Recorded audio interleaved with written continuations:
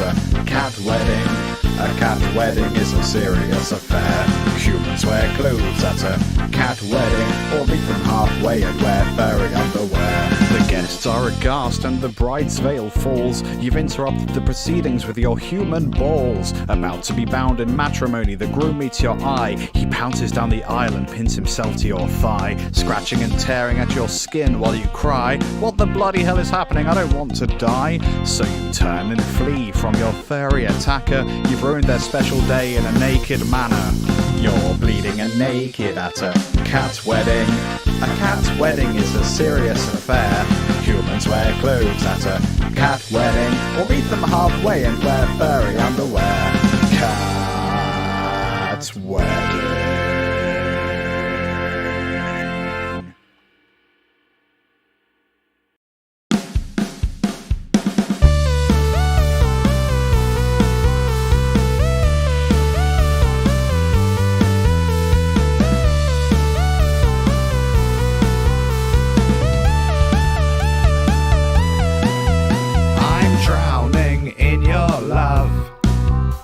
But also actual drowning.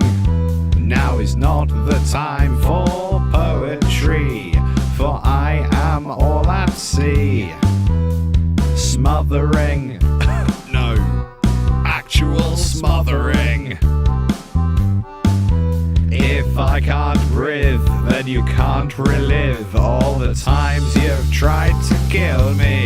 That's what love is for. These are mixed messages. Ooh, that's what love is for. These are mixed messages. That's what love is for.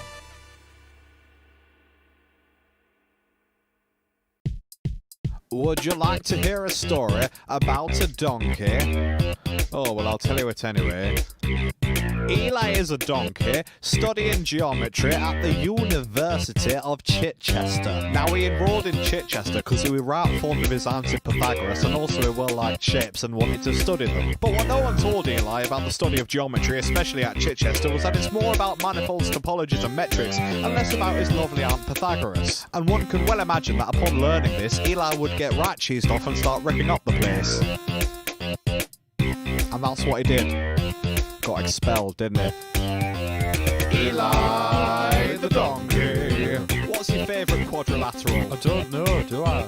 Eli the donkey. Look, bugger off. Okay.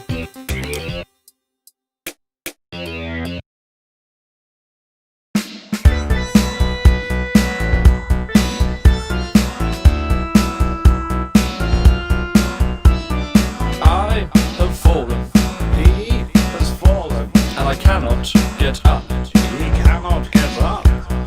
I have fallen. I'm stuck on the ground. I fell and I cannot get up. Look, a turtle. I'm stuck here. He's stuck there. Someone please call for help. No.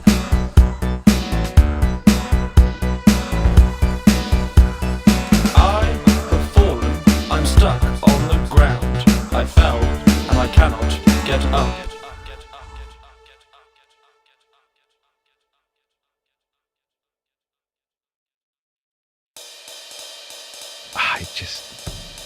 I just don't want to. Thank you for the invite to your social soiree. I read through the specifics and have nothing to say. For the entrees sound delicious and desserts they look just fine. I'm anxious and introverted but would feel rude to decline. I'll make non-committal noises regarding your social soiree. It's not the most convenient time nor the most convenient day, and if you mention it once more to me, I'll run away down the street. I don't want to go to your bloody thing, but was trying to be discreet. It's You know, the That's a thing tough is, day. Nah, that's- the next day we've got to go to our parents. That's trickier. I just got to get up so early, You know, 3. so I don't really You've got want me on to. Twitter. Tricky age, isn't it? I don't really want to go And humans. and then Just have to tweet me. leave early because we As would, it's so it would just be happening. easier to not And then I'll go. see. You know? Yeah, we won't. I Yeah. can't make any Well, promises. look, next not time that I would. we'll go next time. It's not a big deal. I sincerely hope you'll make. Hey Liam, I made us a Bebo page. Ah, Bebo shut down. That's funny. That's current, isn't it? Ah! Anyone in? Never occurred to me how much like one of your feet properly looks like a bell end.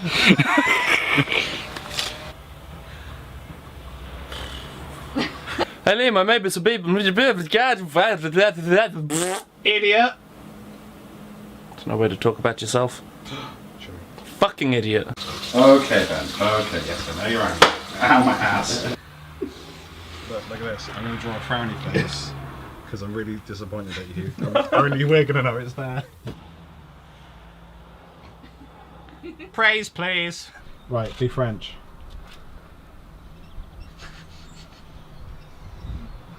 French, not James Acaster. Brick. Corduroy. Colombian hash. Lick the stump! Filibuster. Moose furs. No! No! No! No! No! Come with me, Come. and you'll be Then. in a world of photosensitive seizures. Lavender oil. Marjorie. Marge Simpson. Abe Simpson. Abe Lincoln. Top hats. Fedoras. Incels. Hand jobs. Hand lotion. Lotion. Oils. Back to lavender oil. There you go. Did it in one. I have nothing else to give. Right, go stand somewhere. 3, 2, 1. Wait, hang on. I'm having not just second thoughts, but third, fourth, and fifth thoughts. I don't know if I should do this. Right. No, this is not.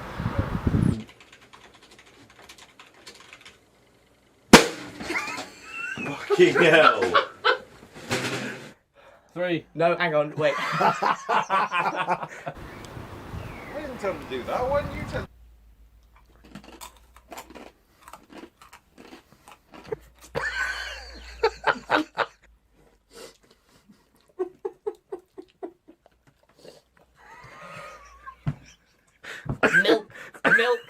Milk. That's the job, mate. Ready? Mm-hmm. Inhale a wee bit. There we go. This might look like any other under 12's hardcore shindiggy rave doodah, but it may surprise you to know that all these children are on drugs.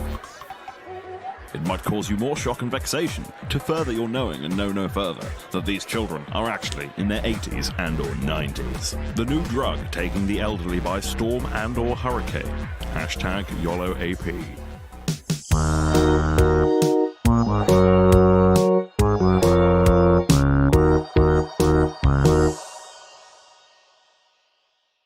This old cow has just spent the last of her winter fuel allowance on hashtag YOLOAP. Look at the grin on her smug, wrinkled old fucking face.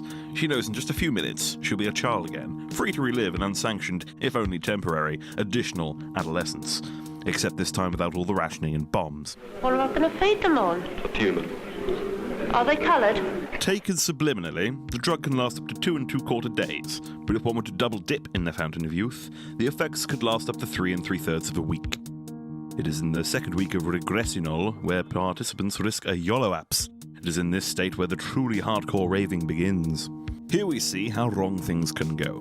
This batch of hashtag YOLOAP was cut with Werther's Originals and cod liver oil. The mental effects are the same, but without the desired physical effects. The pensioner will continue to rave until expiration, about 10 seconds from now, at a huge expense to the taxpayer. Even worse, when we look at the creation of hashtag YOLOAP, we see the drug as harming small communities. Here we see farmers gathering the grains used to create the drug. Although harmless in its natural state, fumes generated in the fermentation process have been proven to cause a deformity known as babyface. The afflicted suffer with inconvenient youth, meaning they must always carry proof of age when attempting to buy alcohol and ciggies.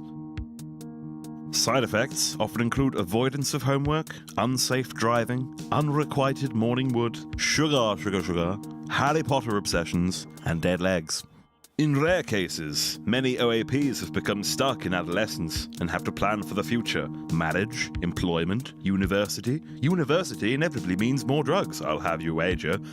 Surprisingly, users of #YOLOAP make up the highest percentage of teenage pregnancies. Some parents now worry about intergenerational whoopsie-doodles, the progeny of their progeny dangling like pendulous, wilting berries off of the family tree.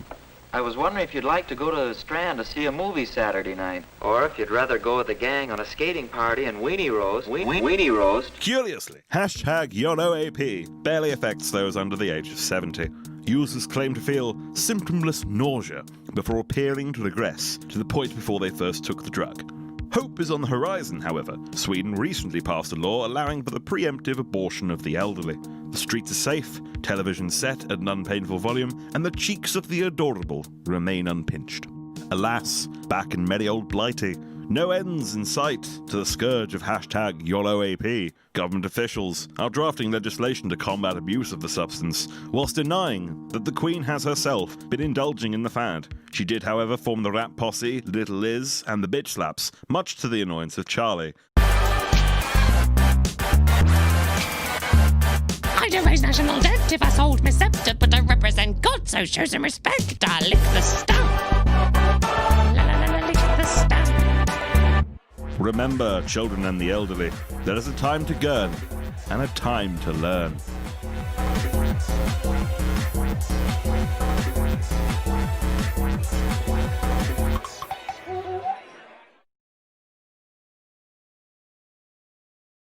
Yo, yo, yo, yo, yo, yo, yo, yo, yo, yo, yo, yo, yo, yo, yo, yo, yo, yo, yo, yo, Goober, where's the meat? Normal people love. You don't win friends with. Normal people love. You don't win friends with. Normal people. You don't win friends with. Normal people love me. You don't win. Normal people. You don't win friends with. You don't win friends with. Normal people love me. Normal people love. You don't win friends with. Normal people love. You don't win friends with. Normal people. You don't win friends with. Normal people love me. Normal people love. You don't win friends with. Normal people love. You don't win friends with. Normal people. You don't win friends with. Normal people love me.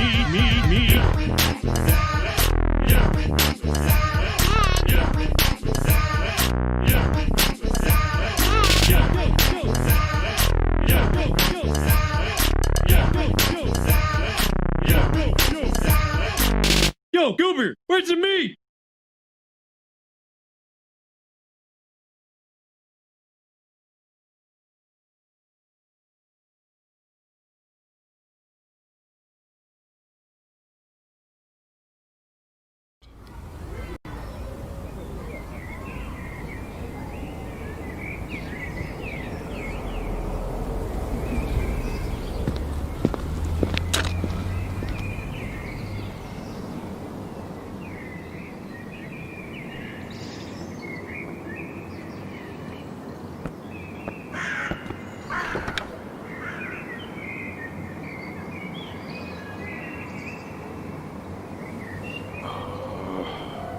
Live.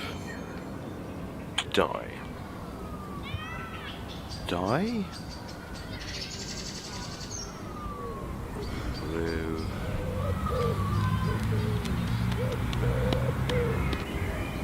Live. Live.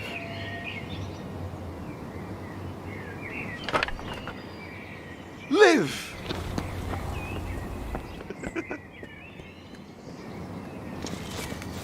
Live! Stop! Live!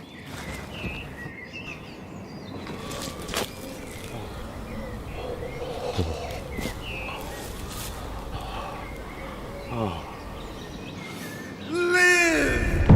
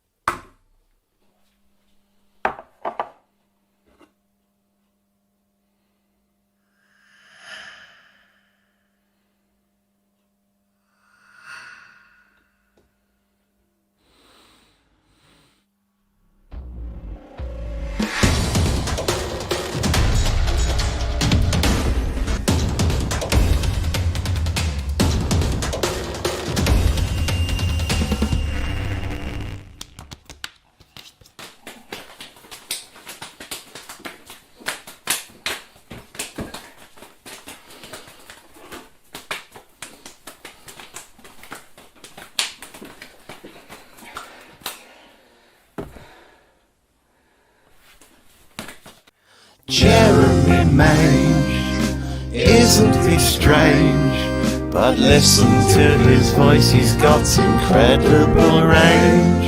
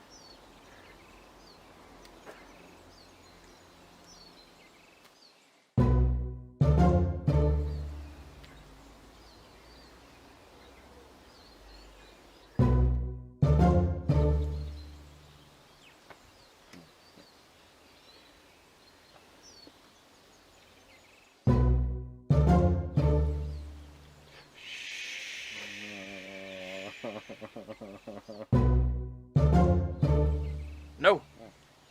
No. No. No. No. No. No. No. Back. Down. No.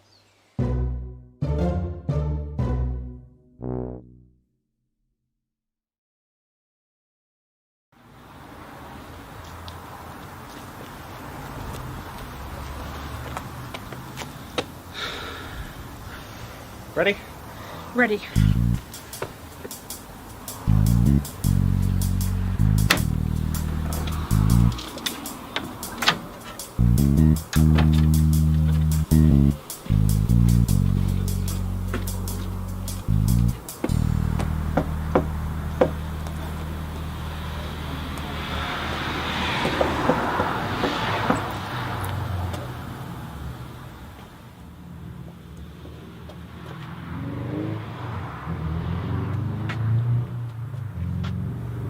Hello? Anyone home?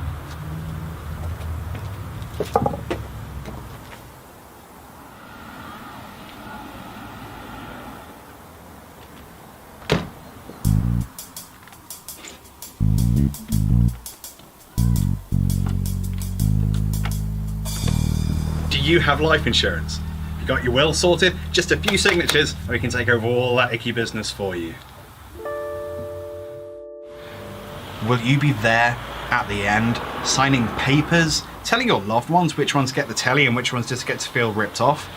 Unlikely. You're probably going to go mental and think you're an actual fish. Why not sign the papers now? Get that all over and done with while you still can. Yes, there will be problems, but for us, that's our guarantee. Awesome life insurance, awesome with an O. Oh, like I made that up on the spot, but I'm reading it off my paperwork. No more problems for you. Nothing to worry about at all. Yes, it's our problem, but not yours. Erasmus Life Insurance, where the Rasmus is in the... And you won't even have to worry. Leave you alone forever. You'll never see me again. Obviously not. Would I ever go up the stairs or anywhere else where you're not? That's the awesome promise. We can do it really cheap right now if you just sign the paper. What we're really selling here is peace of mind. Can you actually guarantee that your family will know how you want your worldly possessions divided up after you die and split up between all those left alive while you are dead? Grief can do silly things to people. So why not let someone else take care of your price of business and then you can just go back to living whatever kind of life you want. Judgment free, effectively. There will be problems.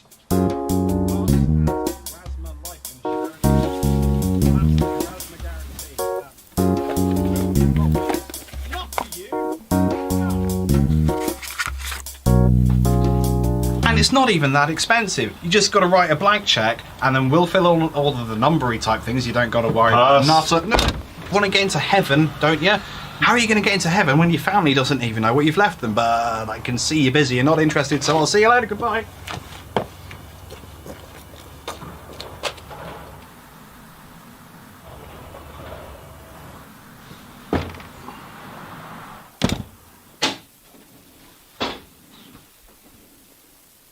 What the f-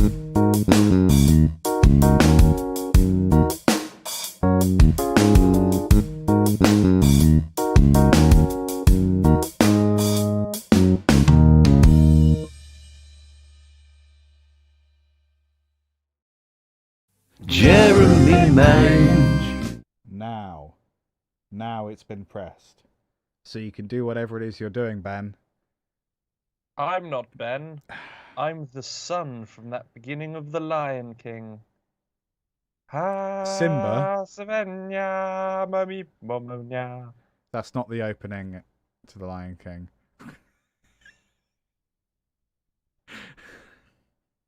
Ben really is pushing Simba. Pushing the medium. What is possible with live streams? Ben's pushing it with how tired he is. Yeah, so Sometimes he sings Disney sounds just to his webcam. we hey, that was quick. Quilla 2017, thank you for following on Convoy Hat Podcast. Thank you for having a name that is pronounceable. We also had a couple people follow on YouTube, which is nice. I have to turn around to look at their names. Cade Fisher. Thanks, Cade Fisher. And there was another one. Happy to see that lockdown hasn't had an adverse effect. Yeah, no, we're still losing it. Yeah, we started. Everything's fine. We started 25 minutes late today, which is an improvement on the hour it took us to get going last time. Yeah, last time we nearly just stopped. Yeah, we were like literally 30 seconds away from not. We had technical difficulties, and they're a lot harder to fix when Liam isn't there to do it for me. Yeah, because if me and Ben like breathe too close to each other, we might get the disease. I heard that the disease can be transmitted through eyeballs, so my top tip for today is don't rub your eyeballs on things. Yeah. I think that's just top advice, personally. I think that's good advice for pretty much anything. Just for life. Yeah. I mean, some people have to because, like, contact lenses and shit, but... Well, yeah, even then, if you can avoid it, avoid it. You're putting a kind of condom on your eyeball, and so it's less likely to touch other things anyway, because you've got a protective layer. Surely. I'm trying to make a joke between condom and eyeballs. Cornea? Yeah, I see the dots you're trying to connect. Put a dick in your eye. No, you can't make me, and I don't want to. Get head pregnant. Head pregnant? Is that what that is? Head pregnant. I have a small pile of... I don't really have a small pile of shout-outs. Mostly it was all the people that I followed. Thanks for the handful of people who have started buying merch. That's fun. Yeah. Do I drop a cheeky merch link into the chat? Why That's not? the sort of thing one would imagine I would have prepped. There it is. I still want to buy my second wave y'all. Yeah, better get it before the third wave. Gotta get it while it's, you know, Yeah. still a terrifying possibility. Before an actual true. I love how in the Twitch chat, Convo Hat Podcast appears as as the broadcaster and as a subscriber. Apparently, we subscribe. You can't subscribe to your own channel. It's physically impossible. I could gift a sub, but it would cost me money. Maybe we'll do that. Maybe we'll do that down the line. We'll use some of the Patreon funds to give back to the wonderful listeners. I should have this discussion with you and Laura before I just say it out loud on a stream, really. If it helps, I didn't understand what it was. So you know how you subscribe on YouTube? Yes. Because that's how YouTube works. So one of the ways that Twitch differentiates itself from its competitors is by taking the word subscribe and changing the meaning. The equivalent to subscribing on YouTube for Twitch is following, because it doesn't cost money and you get updates when people go live or post a video or whatever. if you subscribe on, I keep doing this, makes me look like a real bellend. If you subscribe on Twitch, it actually means that you're giving that channel money. And you unlock things in the chat like specific emotes. We don't have emotes. We have Discord. We've got Discord emotes. I didn't ask his permission. I just went ahead and made one of Roman. So maybe we could use that. I was like, this is the funniest thing and the most emotable emote. So I did it. And then I was like, Roman, do you mind if I have already done this? And he was like, it sounds like you've already done it. It felt like he was approving, which is nice. Good old Roman. Good old Roman. I realised that one of the videos in the preamble was the wrong aspect ratio. So like the last thing you saw was Roman's head in a corner, and then we cut to us, which is annoying because I spent ages trying to get them all right, and I guess I missed one. YOLO AP is the right size now, and I forget how much joy hashtag YOLO AP gave me when we created it. What? How much 4 a.m. joy? Yeah, it was great. It was a lot of fun. It was just one of those moments. A lot of fun. What was it? Me, you, and Sai. Was there anyone else there? I think it was me and Sai. I think your brother was there as well. Yes. For no reason. Yeah, he was just kind of sat in the corner and like slowly crying. I didn't realize that the things that I thought he was contributing as suggestions were just lines from Jam and Brass Eye. I don't think any of them made it in, but like, if the core concept of hashtag YOLOP is very similar to the cake sketch, like in its very core essence, but we go a different direction with it. I guess the mockumentary thing is quite similar, but yeah, I don't give a crap. It's all good. It was funny. It made me laugh, made me joyous in my tummy, and it's still fun to watch back now. Happy days. That's where my joy lives. Where does your joy live, Ben? In the butt? No. Steady. Yeah, let's not go down that route quite so early. Or up it. Or in fact, up it. Yeah. Are we really going bum sex so soon? Not necessarily. Viewers, where does your joy live? It can be an orifice or an outrifice. Is outrifice a word? No, it is now. Or sounds a bit altruistic? It's could be if it's where the joy lives. I'm going inny outy orifice inrifice. No, orifice outrifice. I don't know. I don't care. I want to know where people's joy lives. I like bed. I like bed. It's warm.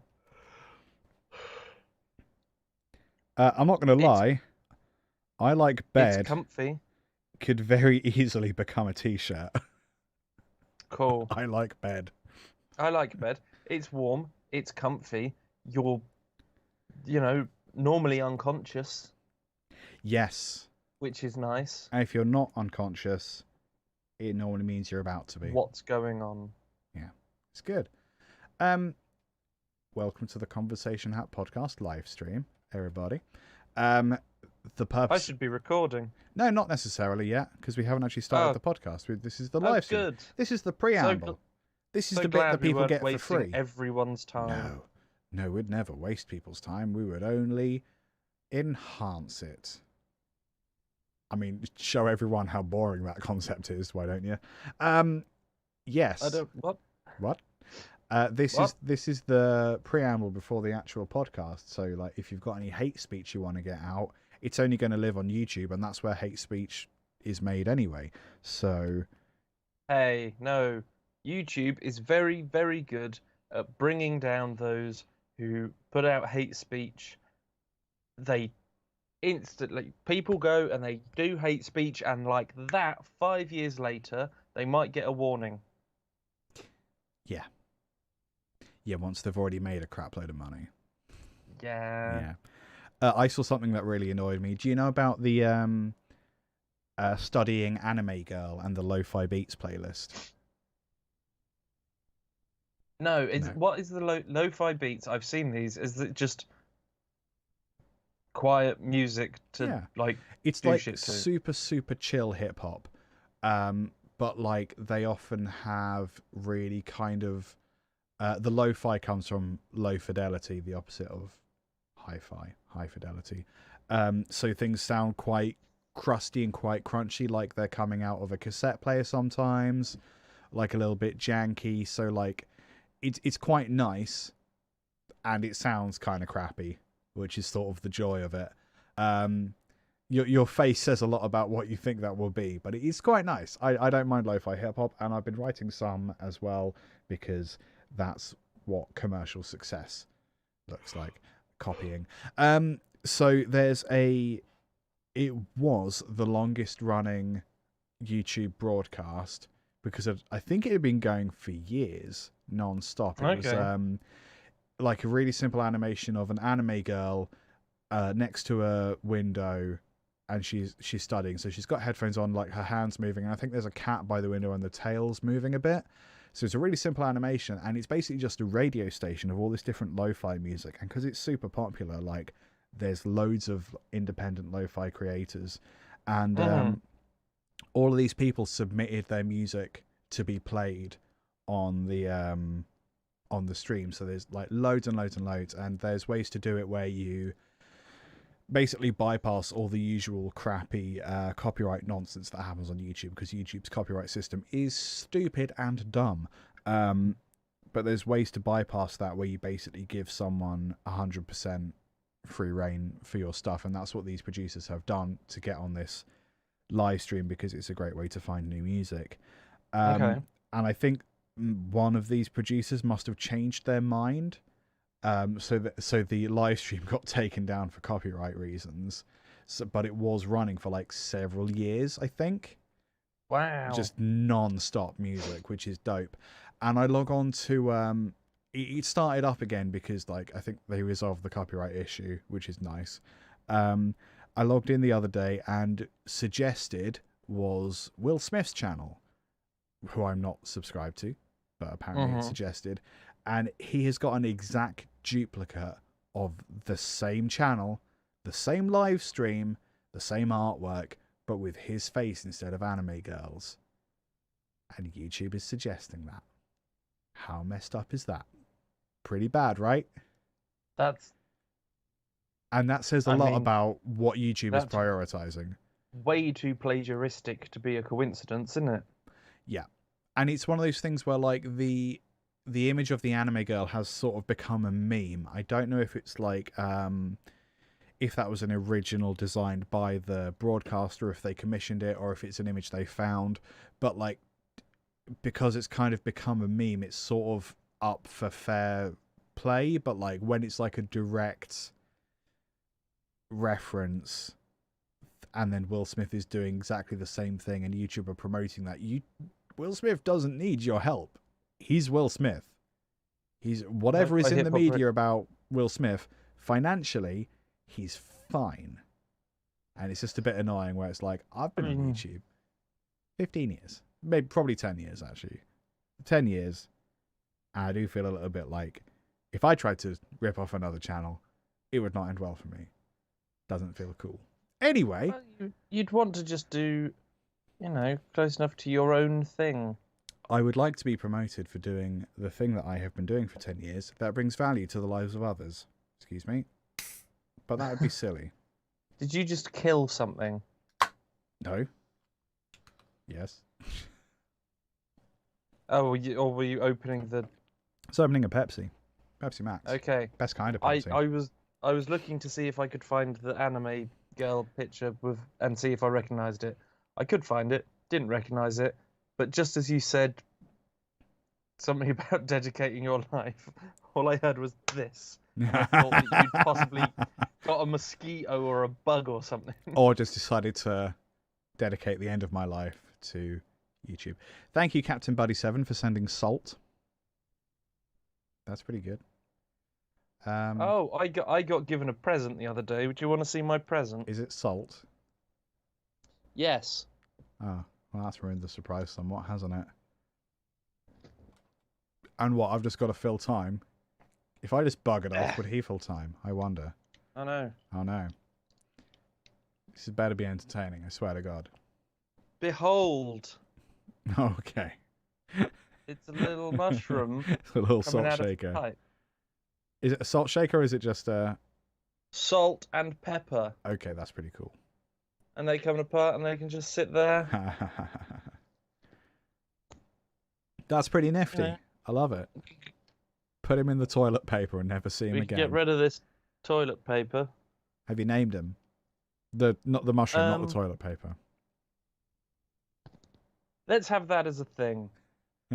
let's people can name the mushroom. Okay. I have a suggestion for the name if no one else does. We could vote on it. Today's Emma Hewer on YouTube wants one. Which well, is you can't have mine. Everyone fight for it. Fight Battle Royale. Winner takes Ben's salt thing. Yeah.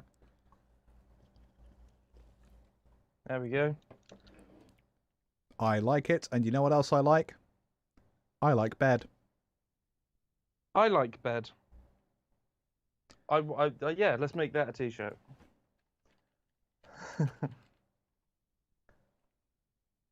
Shall we do the thing? What, you mean record the podcast? Probably. Can we get some love for my janky Photoshop of the 4 is backlover, please? Yeah, I did see the... I was a fan of the 4 is backlover. Thank you. I went to try and change some of like the pillars and the obstacles into different kinds of baklava or baklava, and then I got into minute 17 and I was like, this is a joke. And I'm doing too much to this joke.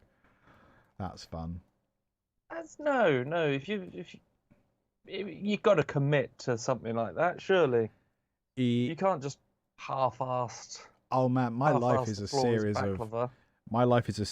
of wondering what's the least effort I can get away with contributing, and we found out, and it's gotten me really far. Welcome to the live stream. Shall we hit record? All good podcasts start with a fade in to a joke, the punchline of a joke that you didn't hear the setup for. That's how you know it's a quality podcast.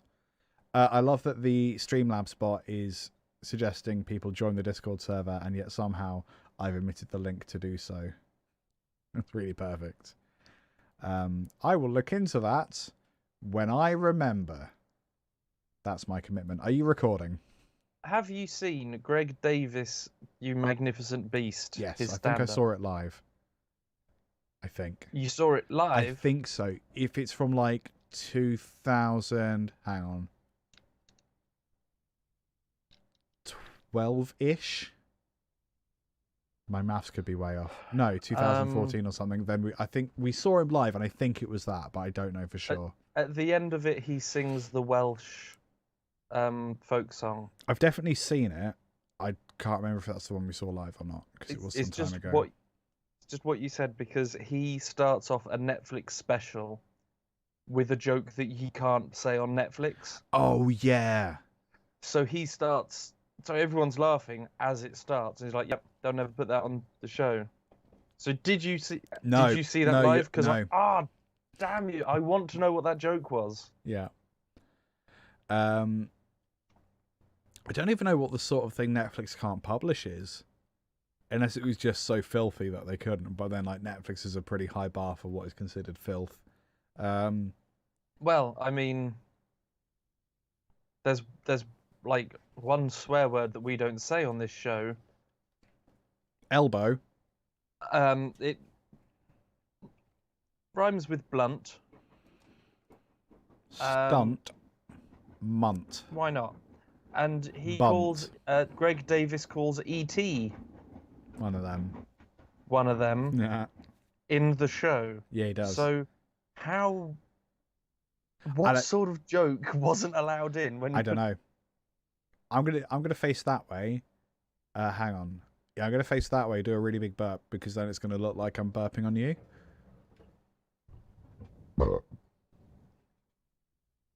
No, I went the wrong way. I full on went the wrong way. I did wonder, because you're not that way on my screen. Yeah. Right, okay. What it is that I'm a mad fool, and that's why I got that wrong. Have you hit record? I was just watching you. Okay. Oh shit. Oh bollocks! Yes, I had pressed record. That's okay. Oh no. Has it? No, that's fine. Has it been going for like nearly 3 minutes? Oh, I think I just recorded over the recording. Wait. Do you want to stop, delete those things, and then start again? Do you know what? I'm just gonna hit record again now. I'll send over whatever the hell mess I made over there, and we'll just see what happens. How about that? That seems fair. I guess. Yeah, I think there's something there. I don't know. Oh, we'll deal with this. This is why we've got an editor. Hi, Laura. I would actually suggest that you stop and delete everything and then start again from scratch, because I don't know how it how the overwriting works in that particular software. Nor do I, so I'll just get rid of. And then if I restart here, it'll make Laura's job easier as well. It's okay, buddy. This must be riveting to watch. Fine. Have you hit record? There, no. I'm deleting the thing. Okay. There, the thing is deleted. Yeah. The little wobbly lines are back, indicating that I'm speaking and that it's recording such activities. Is it actually recording? It's not just that it's record enabled, it's actually recording. Yeah, it's recording. Amazing, Got me a little too. Timer and everything. Ah, dip. What fantastic television. It would be fantastic television, except it's a live stream, like all television now. Except, like, the actual big corporations who are apparently not sending their presenters microphones and webcams. So we have, like, the crappiest TV in the world that doesn't need to be that crappy. Anyway, that's Has anyone watched EastEnders since the lockdown's been I on? don't think there has been EastEnders, because they've not been able to record in close proximity. So I thought they closed there down. had been for a bit. I thought, oh, maybe a little bit. I know that they closed down production because they needed to. They replaced all the cameras to make sure that they could record in HD, but then they didn't upgrade the sets, so there's just bits of like gaffer tape and stuff that's super obvious now because the resolution of the camera has improved greater than the resolution of the real life set. So I think they've made a lot of improvements. That's why they never filmed in HD, because the sets were so old. Yeah. They'd have to remake all of the sets because it was held together by gaffer tape and. Oh, is that it? They didn't bother recording in HD. They just kept it in SD and then broadcast it and upscaled it, which is a pretty stupid thing to do, but whatever. Good stuff. Well done. Very, very rich companies who are not putting in the effort. Amazing. This is the Conversation Hat Podcast, a live streamed recording of the Conversation Hat Podcast where me, Liam, and Ben, who is over there. The good news is about when Ben sings, it's great because you know we won't get copyright ID'd. You are out of practice, buddy. What was that? That was EastEnders. Oh, just those the were extreme. all our listeners outside the UK. EastEnders. Don't look it up. It's shit. Garbage. It's really poor TV. That's all it is. It's not very well written, and it's stupid, and it gives people a license to be dramatic fuckballs. Today's subject: dramatic fuckballs. That's another T-shirt right there. That's another T-shirt. Today we are talking about Bingeable television. Sorry, Bingeable TV. How it is good and how there are things. I wrote something down that I could say, and I decided to go off script, and this is what I get. Bingeable Tele, stuff you can watch, box sets, Netflix, DVD collections, stuff. Slam it down. Put it in your eyeballs and enjoy it.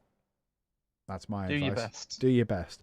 So I've got 4 TV shows and a bunch of honourable mentions. What do you have?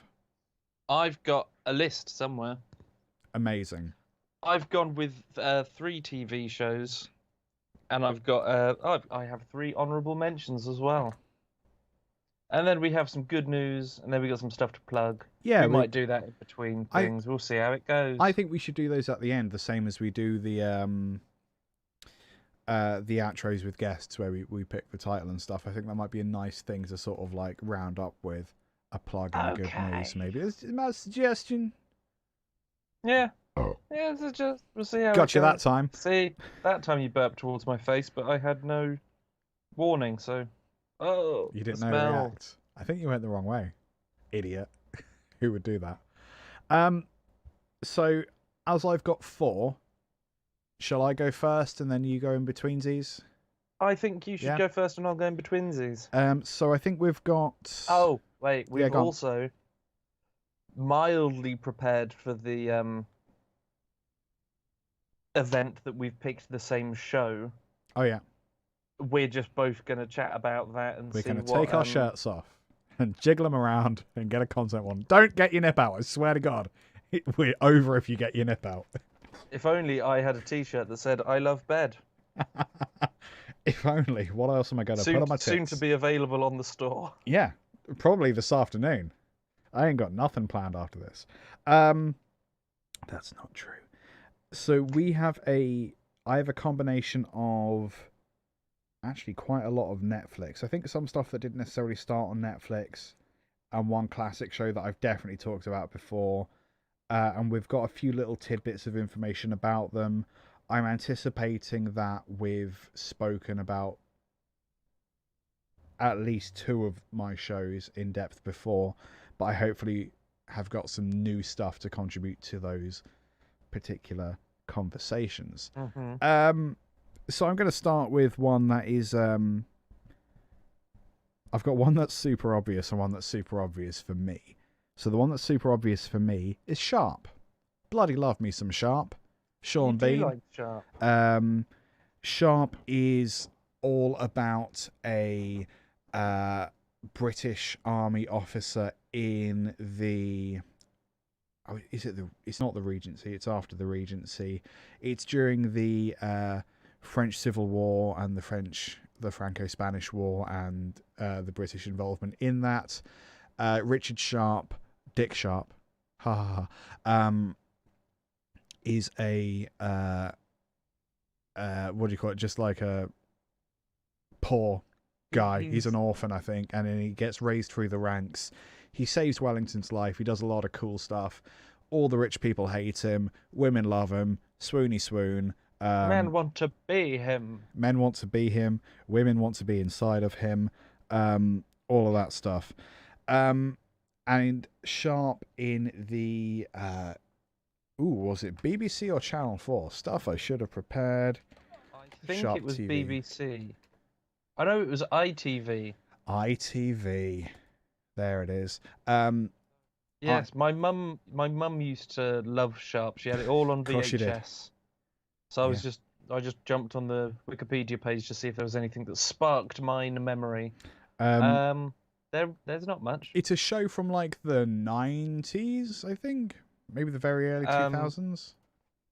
93 to 2008.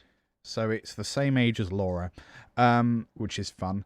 I was supposed to 15? What?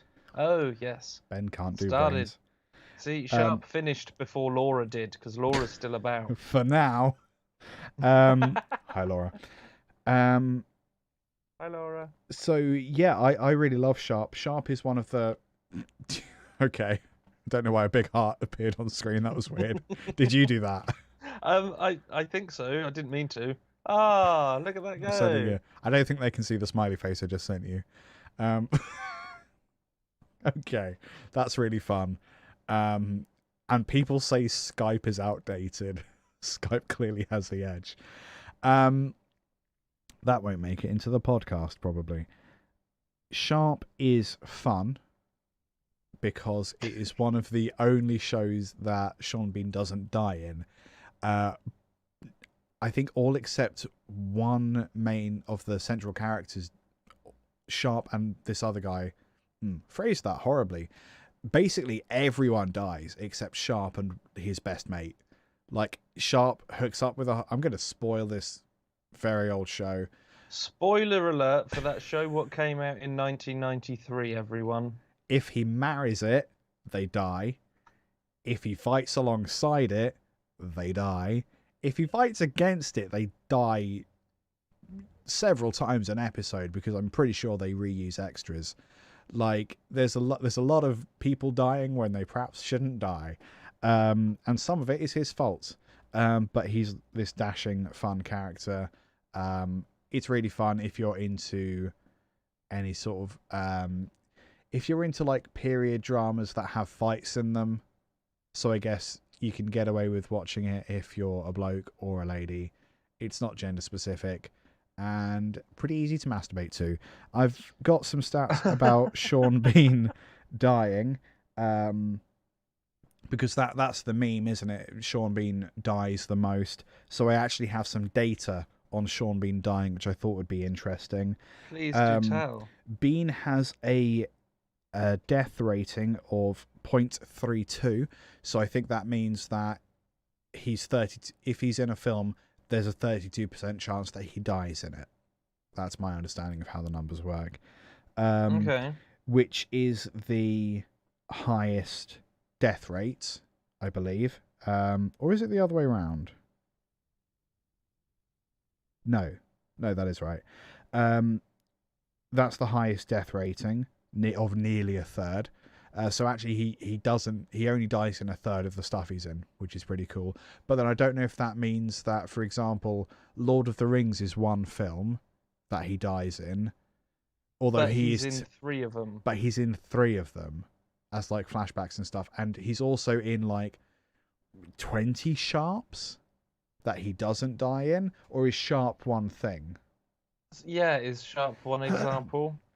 But even if Sharp is one example, that means that James Bond film is one example.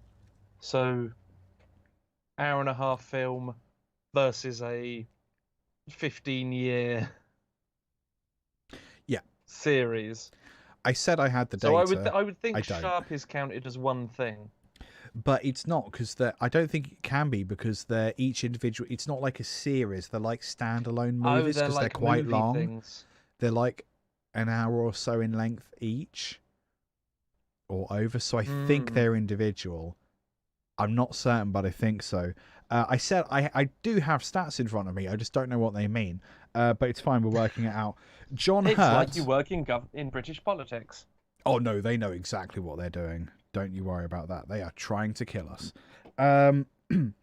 John Hurt has died more times. John Hurt. Well, he's actually dead. Oh well, that's 44 deaths then, isn't it? Not 43.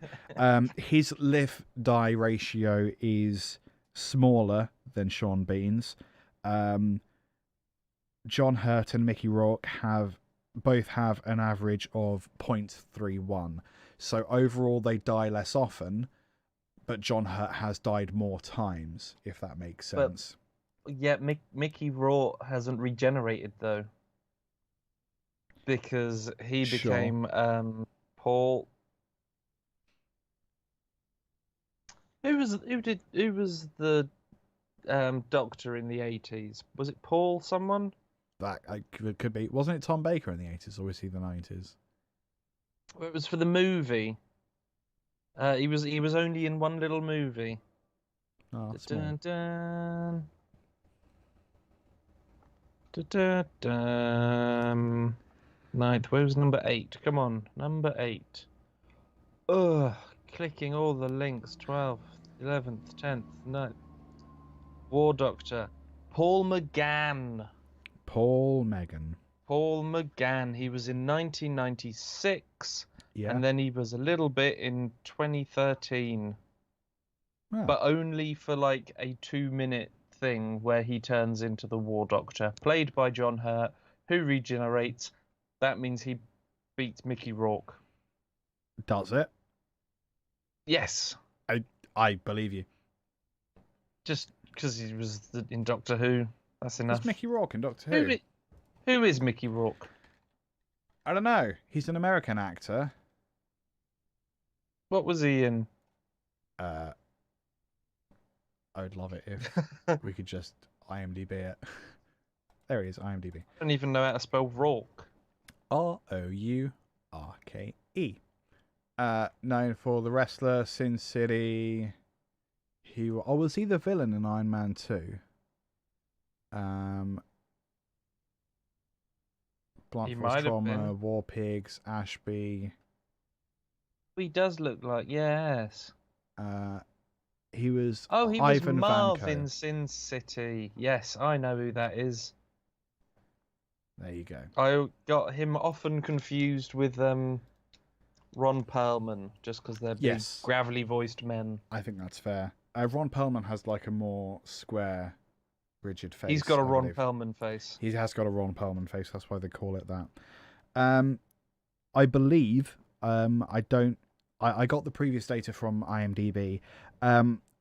I think it's said. I don't know what the. Thank you. I don't know what the. What do you call it? The reference. I don't know where this information came from, but Bean is apparently refusing roles in which he dies now, which is fun. Oh. So if Do he you gets think work, he might reduce his death ratio. Do you think he might be turning down roles that are like written specifically for him to die? Oh, that could be it. Yeah, Because maybe yeah. there's some that, he's got to die in some of them. But if they're like, right, we want you, Sean Bean, to come on our show and die. Yeah. Yes. He might tell him to do one. And I think that would be fair enough, really. Yeah, I'd agree with you there. It's sort of, it's all right to have to be the person who's died or famously died in movies many times, but totally. you don't want to drag it. Yeah. You don't want to become a parody of yourself. I mean, he sort of is at this point, but yeah. Yeah, but you don't want to encourage. Ooh, Emma Hewer has an interesting point on YouTube. Does Bean's advert for Yorkshire Tea count in the statistics? I don't think it includes voiceover work. So I'm going to assume no. He's not a voiceover in that. Is it actually him? It's actually him. He's actually there. But he's playing and himself. He's saying about how good tea is. He's playing himself in the Yorkshire Tea factory. Okay. So yes, he is playing himself. But I'm going to say that depends on whether or not he actually has a Yorkshire accent. Because if he's playing He himself does, or he's playing... Yeah, but he could be... It would be really funny if he was from Norfolk and he just puts on the Yorkshire accent because it suits him. Well, he's from Sheffield. Okay. Yeah, but my dad's from Sheffield. He doesn't sound like Sean Bean. Well, that sounds like your dad and putting in the fucking effort, mate. I completely agree. Emma Hewer, he plays the manager. Oh, okay. So he's actually playing a role then rather than... yeah, so even if it is rather than Sean himself. Bean, he's being Sean Bean, the manager of the Yorkshire Tea. Emma, does he wear a name tag? That's going to be the crux of the issue. I know that he wears a cornflower blue shirt. That's specific. Yeah, I don't know if it is cornflower blue, but it was the main blue that I could think of. Cornflower's white, mate. On a scale of Pringle, it's probably around here. Okay. This kind of colour blue. Sky blue rather than baby blue. Yeah. That was just an excuse for Pringles, wasn't it? You jammy boy. I guess it depends. Getting picked up on the mic. You absolutely know it will be. You're going to make Laura vomit and shit herself when she has to listen to that. Yes. Finally. Nailed it. I'm just going through to see if... he doesn't appear to have a credit on IMDb for the tea advert, so I guess that's what they're going to use. I don't know if anyone's seen Snowpiercer, the TV series. It's pretty good. I watched the first 10 minutes. Okay. Were you not into it, or did you get distracted? It was very late. Sure. And I thought that, because my mate Dan was showing it me. Okay. And I thought it might be like a 20-minute thing. And then it sort of turned into this is much longer and much heavier than, I don't know, Brooklyn Nine-Nine, which is what I was expecting. or something a little shorter and It's good. consumable. I like it. It wasn't as immediately compelling as the movie Snowpiercer. But to be honest, I think we got halfway through and then saw Hamilton, which is important because the main character is played by Lafayette from the televised version of Hamilton, and that changes the show completely. Once you realise that this detective can rap in a French accent, like, it gets so much better. So I would suggest watching Hamilton before giving Snowpiercer the series a try. Okay. I mentioned Snowpiercer because, again, really minor spoilers. Not really, but minor spoilers for Snowpiercer, the TV series.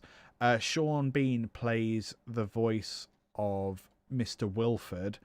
Mr. Wilford is dead throughout the entire series.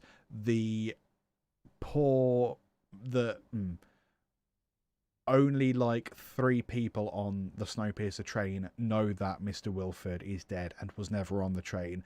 Mr. Wilford is this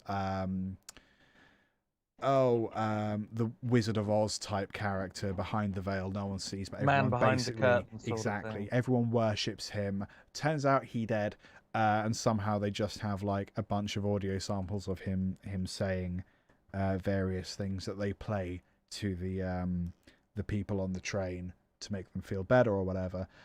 So that's an interesting one because the character is dead, but he doesn't die on screen. He's already dead. So does that count towards the stat? I'm the one that brought the stats, and I'm poking holes in them. I realise that, but I like the idea. I would say that wouldn't count towards the stat, because in Charles Dickens' A Christmas Carol, Jacob Marley he doesn't die. He's dead to begin with.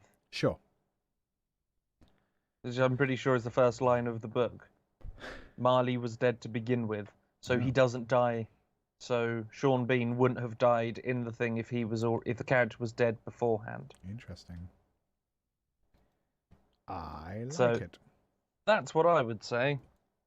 That makes sense. Snowpiercer is pretty good. I guess that counts as a sort of kind of honourable mention. Almost honourable mention. More death stats, because that's uplifting. The lowest death ratio, according to IMDb, is held by James Franco. Bit of a creep, but you got to hand it to him. He doesn't die that often. Is he a creep? Why is he a creep? Man, I can't keep in my head why people are creeps. I just heard he was a creep. He's one of those guys that, like, he looks like a sex pest, acts like a sex pest, and once you know it, it's come out that he's a sex pest. I mean, Really? I'm going to put my hands up. I can't remember the specifics. If you want to go and Google James Franco sex pest, you go nuts. Or if you actually think he's a good actor and you don't want to, then don't bother. I don't think he's that much of a good actor to be surprised that he's a sex pest. It's not like when JonTron says racist things and I'm actually upset by it. I don't really give a crap about James Franco one way or the other. I don't know enough about James Franco to know if he's a good actor or a sex pest. So yeah, I'm just saying, maybe. I don't know. Anyway, his death ratio, the thing we're actually talking about, is 0.95. He dies in the third Tobey Maguire Spider-Man film. And that could be the one thing. That's my guess. Fun little extra fact, sort of tangentially related to the concept of statistics, I guess. Danny Trejo is in the most movies. 250 credited roles. Because he does a lot of small parts. He does. Yeah. Some parts where he's just himself as well. Yes. And lots of music videos. He's in quite a lot of Slayer music videos, which I've got to say makes sense.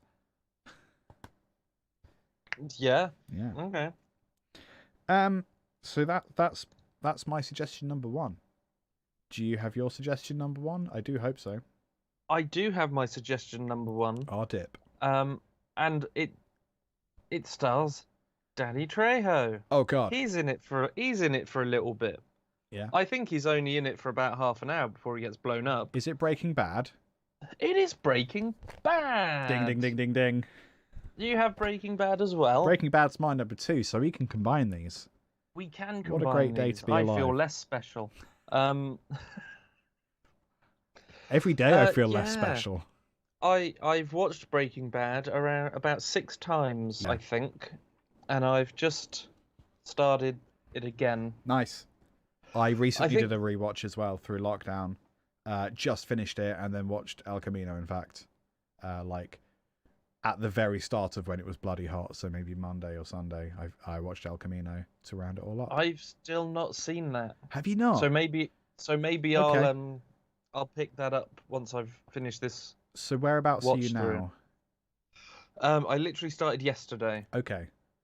So I think it was possibly making this list that compelled me to watch it. It's the thing where, like, if you haven't watched Breaking Bad in the last 6 months and you start talking about Breaking Bad, it's like, I really want to watch Breaking Bad. It's really hard to not. I watched it twice in the year. So obviously I finished it, and then I think I went and rewatched it, and then about 6 to 7 months later, I rewatched it again. Nice. Bringing the total up to 3 within the first year of it finishing. Yeah. And then I think maybe a year later I watched it, and then maybe a year and a bit later I watched it again. So I think it's probably over 2 years since I last watched it. So I think it's getting, and then if I watch it again after this one, it'll probably be 3 years. Yeah. So it's getting more and more spaced out. Yeah. But I like that because there's a couple of bits, even in the first 2 episodes, that I'd forgotten. Yeah. That I love. Yeah. My favourite line out of the whole thing. I know there's people who say, "I am the one who knocks." Nah, that's a bit. All of this stuff. Nah, the best line is in when they first pulled up the RV. So this is actually episode 1. They've gone to cook. For those of you who don't know about Breaking Bad, spoilers. Chemistry teacher gets cancer. He decides to cook meth. Yeah. And then the highest rating TV show of all time ensues. Yeah, pretty much. Yeah, so they're like saying how far away from everything they are. And Jesse's like, "There's just a bunch of cows. There's like a big cow house over there." And watching, cow house? Yeah, where they live, the cows, and that is my favorite. Yeah. Comedy part. It's a real gem. It's just such good comedy. Such believable comedy. Yeah. Amongst a show that gets pretty dark pretty quick. Yeah. Oh yeah. And I think that's when you can do comedy at the same and it doesn't detract from the show you're making. I think is a yeah. I completely agree. It's a good old time. Yeah. I'm just gonna. It's good old time. There it is. I just wanted to bump myself down There without you go. distracting anyone. So I drew attention to it. I every now and again will go back and rewatch big chunks of Breaking Bad, and what I find I usually do is I scroll through and like, no, I don't want to watch the airplane one. Spoilers. I don't want to watch the one where Jane dies. I don't want to watch the Fly episode. And there's just like specific ones that like, because they stick in your head as the Fly episode, the one where Jane dies, like that for some reason makes me not want to watch it, because like, no, I don't want to see what someone chase a fly for an entire episode. But like, so I tend to find like a point kind of early-ish and then just watch from there. But like recently I started it from not the first episode, but like the start of season 2 for some reason. So I need to go back and watch that first season, because there are some real gems in there that you sort of forget about. So like I would say, if you're like me and for some reason you decide you don't want to watch the Fly episode, firstly, the Fly episode is amazing. It's just that it sticks in your head as the Fly episode, but it's so good, man. You're like, oh, he's just chasing a fly around. No, it's all the conversations and all the thoughts that are going through his head that of that episode. Although that episode is the worst rated out of all the episodes. Because I think people will go to rewatch it and then go, oh, no, not the fly one. Or like they'll realise, oh, the next episode is the fly one. Skip it. Just watch from the beginning if you have that, if you are like that. But because there are so many episodes like that are actually amazing. But the thing is, that was the worst rated episode, but it was directed by the same person who directed the best rated episode. Oh, yeah. Which has the name that I can't pronounce. I didn't put that. I should have. What happens in the best? What rated episode one? that was? Can you spell it? I did know this. No, hang on. Let me. That's great. Bad. Ozymandias. Ozymandias. But what's the episode? Ozymandias. 14th episode in season 5. Yeah. 60th, third to last one. But what happens? Oh, it's so Walt goes on the run, and Jesse gets apprehended, shall we say? I'm trying not to give away lots of spoilers or anything. No, give it away. It's fine. It's the third to last one. Oh, okay. So where he Walt actually does goes and disappear. Right. He does disappear, yeah. Yes. Is that the highest rated one? That's the highest rated one. On IMDb, at least. Fair, okay. I mean, I got my information. It's good. It just feels like it would be information from IMDb and all from hail Wikipedia. IMDb. Sorry. Cool. My only real point for Breaking Bad, other than if you haven't watched it, catch up. I find it really weird how I at least forget that Walt really is a bastard. And how I don't know if it's just because society has come a long way since Breaking Bad was first published. But the broadcast published, whatever. When you watch it initially, I felt like you were supposed to feel as if Skylar was the bad person. Because it's framed that way. Because Walt is the central character, and even though he's doing bad things, you're sort of supposed to root for him because he's the main character. But it gets very, very difficult. It really does. Every time I've rewatched it, I've felt like I can't believe I was ever rooting for this guy, or I can't believe that I ever thought that Skylar was the wrong one, because almost everything she does is completely understandable and maybe isn't like the smartest thing to do sometimes, but you totally get why she does what she does. And acts entirely reasonably considering what's going on. She starts getting a bit corrupted near the end, but nowhere near as much as what she almost complicit. But then that's they're using the car wash to launder money. But that's because she doesn't see any other way out.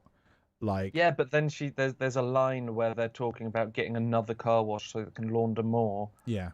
And like Walt suggests one of them, and she does go like, "Oh, I do love that location," right. Which is sort of like a little bit of her completely ignoring the fact that they're laundering drug money. Yeah. And like oh, I like that one. Yeah. So there's a little twist of it, but yeah, she never goes full. There is an interesting character reversal there where she basically gets. I mean, my opinion is still that like she feels trapped and she feels like she may as well be complicit, because what option does she have? Like it's been proven that she can't call the cops and she can't really do anything. So I guess I'm part of it. It's interesting that as she seems to turn into trying to make it workable, I heard her call. Sorry. I was just going to say that like she works out this is basically what she's got to do, And that is around about the time where Walt's like, I gotta bail. It's just interesting that they both swap at very similar moments. Yeah, it's very interesting. I hated Skylar. Yeah. And I think I will do again. There's something about how she's framed. Because she's such a dick. Yeah. I get that she's pregnant and she's going through stuff as well, but could you maybe lay off your cancer-riddled husband? Especially just a little bit. Especially at the start when it's like, he's got cancer, let him go for a walk. Like, let him have secrets, whatever. But again, I think she is quite reasonable to like want to know what's going on, but he's also quite reasonable for having secrets. It's just that that's irrelevant because he's cooking meth. He's not going for walks. He's doing criminal activity. Yeah. But it's so interesting. I'd love to know more about how they actually achieved her coming across as the enemy. I find that really interesting. Very cool. Yeah. Would you like some Breaking Bad trivia and or facts? Trivia and or facts? I'd like some trivia that isn't facts. true. Have you got any trivia that isn't true? Yes. No, I want truth. I'm sorry. All of the set from Breaking Bad was made out of wheat. Oh. And 50% of the actors as well. But which ones? Walt Jr. is actually completely wholemeal bread. I can't believe that. Yeah, Skylar's a burrito with googly eyes. A damp burrito. You know, wow, when yeah, you up really your hate finger, her. Your fingers stick to the... Like, oh, that's been lying on its side for... No. Yeah. Have you got to the facts yet? I can't tell. We're about to. Okay. So, because Bryan Cranston, who won Best Actor for his portrayal of Walter White in Breaking Bad, because he had sort of like a comedic background with Malcolm in the Middle and Hells stuff. yeah. Yes, no, maybe.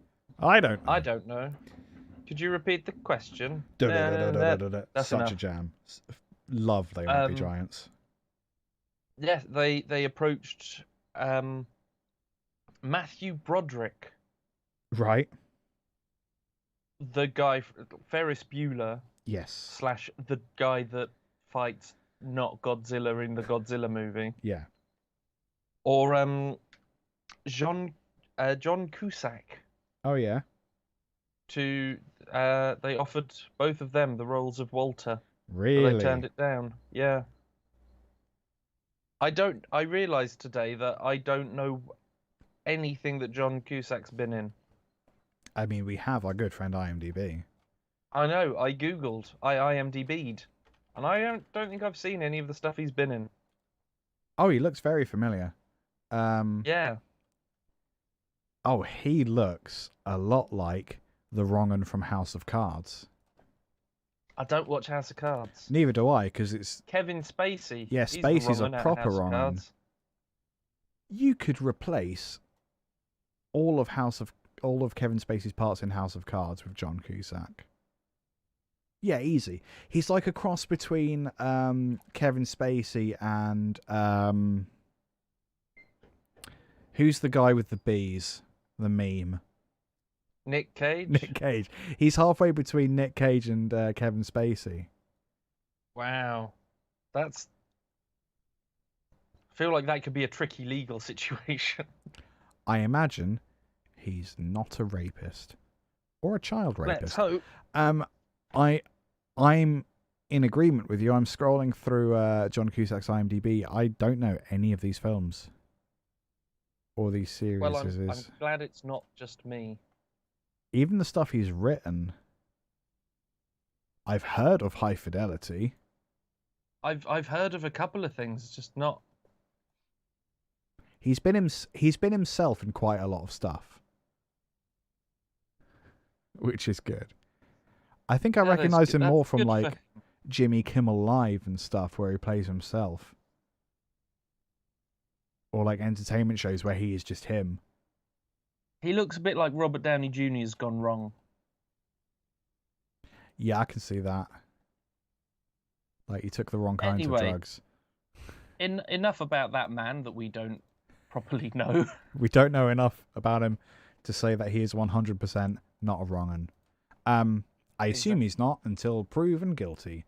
I just keep digging myself in holes. Go on, give us a breaking. Some more trivs. Yes, please.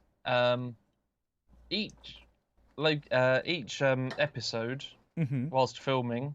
Yep. In Albuquerque, I believe it was. Yes. Brought roughly $1 million to the local economy. Each episode. Actual Christ. Wow. I'm assuming that's renting spaces. Yeah. Food. Buying cars. All of that malarkey. Good stuff. That's why J.K. Rowling wanted. She wanted Harry Potter the movies to be all the actors to be British. Yeah. Because the part of Harry was originally offered to a American. Yes. American kid, and she was like, "Nah, none of that, mate." So Harry Potter movies brought a huge amount into the UK's economy, and that was all lovely because we had several years between that and Rowling becoming a transphobic piece of shit. It's nice when it's really easy to draw a line in the sand between when they were a dickhead and when they were actually fairly good. Yeah. Or broadly neutral. It's really nice that there's like a gap bad about there. still liking it. Yeah, totally. It's a little harder with stuff like Father Ted, for example. Graham Linehan it's okay because he was a knob after that. IT Crowd is trickier because there is like a moment in that we've definitely spoken about this at length before, so I'm not going to go on about it. But you can sort of pinpoint where the joke that like made Graham Linehan turn into a twat. So that's harder to watch. But yeah, with Rowling, there's a nice like bit of distance there. However, I would argue that with the Linehan thing, he wrote the joke and finished the other series before that joke went on air. Yeah, but there's still like backlash of the joke and before his reaction to the joke. But there's still the catalyst it's his reaction in there that made him the dick. Oh, totally. Yeah, it's a bit. With that, that's trickier for me, just because I find it harder to separate things like that. But just because the catalyst is in down there. a little. Yeah, somewhat. Yeah. People got to stop telling other people what to have in their trousers. They do. What to call that? If you have, I don't see if you have a platform like this and people start going like, dude, you're hurting things, you're causing damage. Even if you don't stop believing that human beings are human beings, it's because shut the fuck up about it. It's because a reply, whether it's positive or negative, will give you a little bit of a brain rush, whether it's good or bad. And like you will have some nut jobs that agree with you, whatever it is you say, and you tend to just like embed within them rather than the many more people that are telling you you're wrong. And because why would you listen to someone that disagrees with you? Anyway, I first heard Albuquerque. You learn that. Yeah, nice. Yeah. Normalize getting things wrong and changing your mind. That would be nice. I first heard of Albuquerque in The Simpsons, where the baseball team, the Isotopes, was going to be bought and moved to Albuquerque and become the Albuquerque Isotopes. And I thought it was a made-up place because Homer Simpson said it funny. Wow. And then Breaking Bad came along. Albuquerque, New Mexico. Okay, I guess it's real then. Here is a big spoiler again for the show that finished 7 years ago. Go on, spoil it. Block your ears. It doesn't work. I've got headphones. Doesn't work if you do it. When Walter passes, when he dies in the last episode, they actually printed an obituary in the Albuquerque Times or whatever the newspaper's called. Yeah. For what purpose? Just for saying that local chemistry teacher Walter White has died in this. Just a little thing. So if you were buying that newspaper and you were a fan of Breaking Bad and you hadn't watched it yet, Yeah. you'd think Well, some I weird imagine shit was they'd going wait on. till the episode had been out a little bit rather than doing it right after they filmed it. I would hope. Well, you would hope, but that doesn't necessarily mean that that's going to happen. True. It could. Do we all know that the pizza chuck was an accident? Is that common knowledge? The pizza chuck was not an accident, but it was a fluke.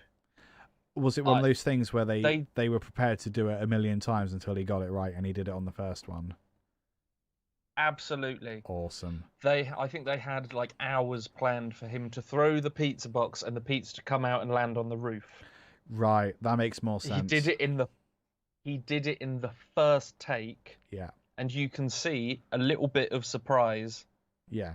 Because he does it, and then he turns and looks, and sort of he almost does a double take. There's a flicker, isn't there? There's a little flicker of him going. It's almost stopping himself from turning around, going, "Oh my god!" So he sort of looks and gets in the car and carries on. Yeah, because but there must have been a bit of his head just going, "Jesus Christ, I did that first time." Yeah, I thought it was a complete accident because I watched it back and like I saw that double take, but I interpreted that as thinking it had been an accident. Him going, "Oh, I've ruined it," and then he buggers off. But so it's interesting that it's a double take of, "Oh, nailed it, wicked."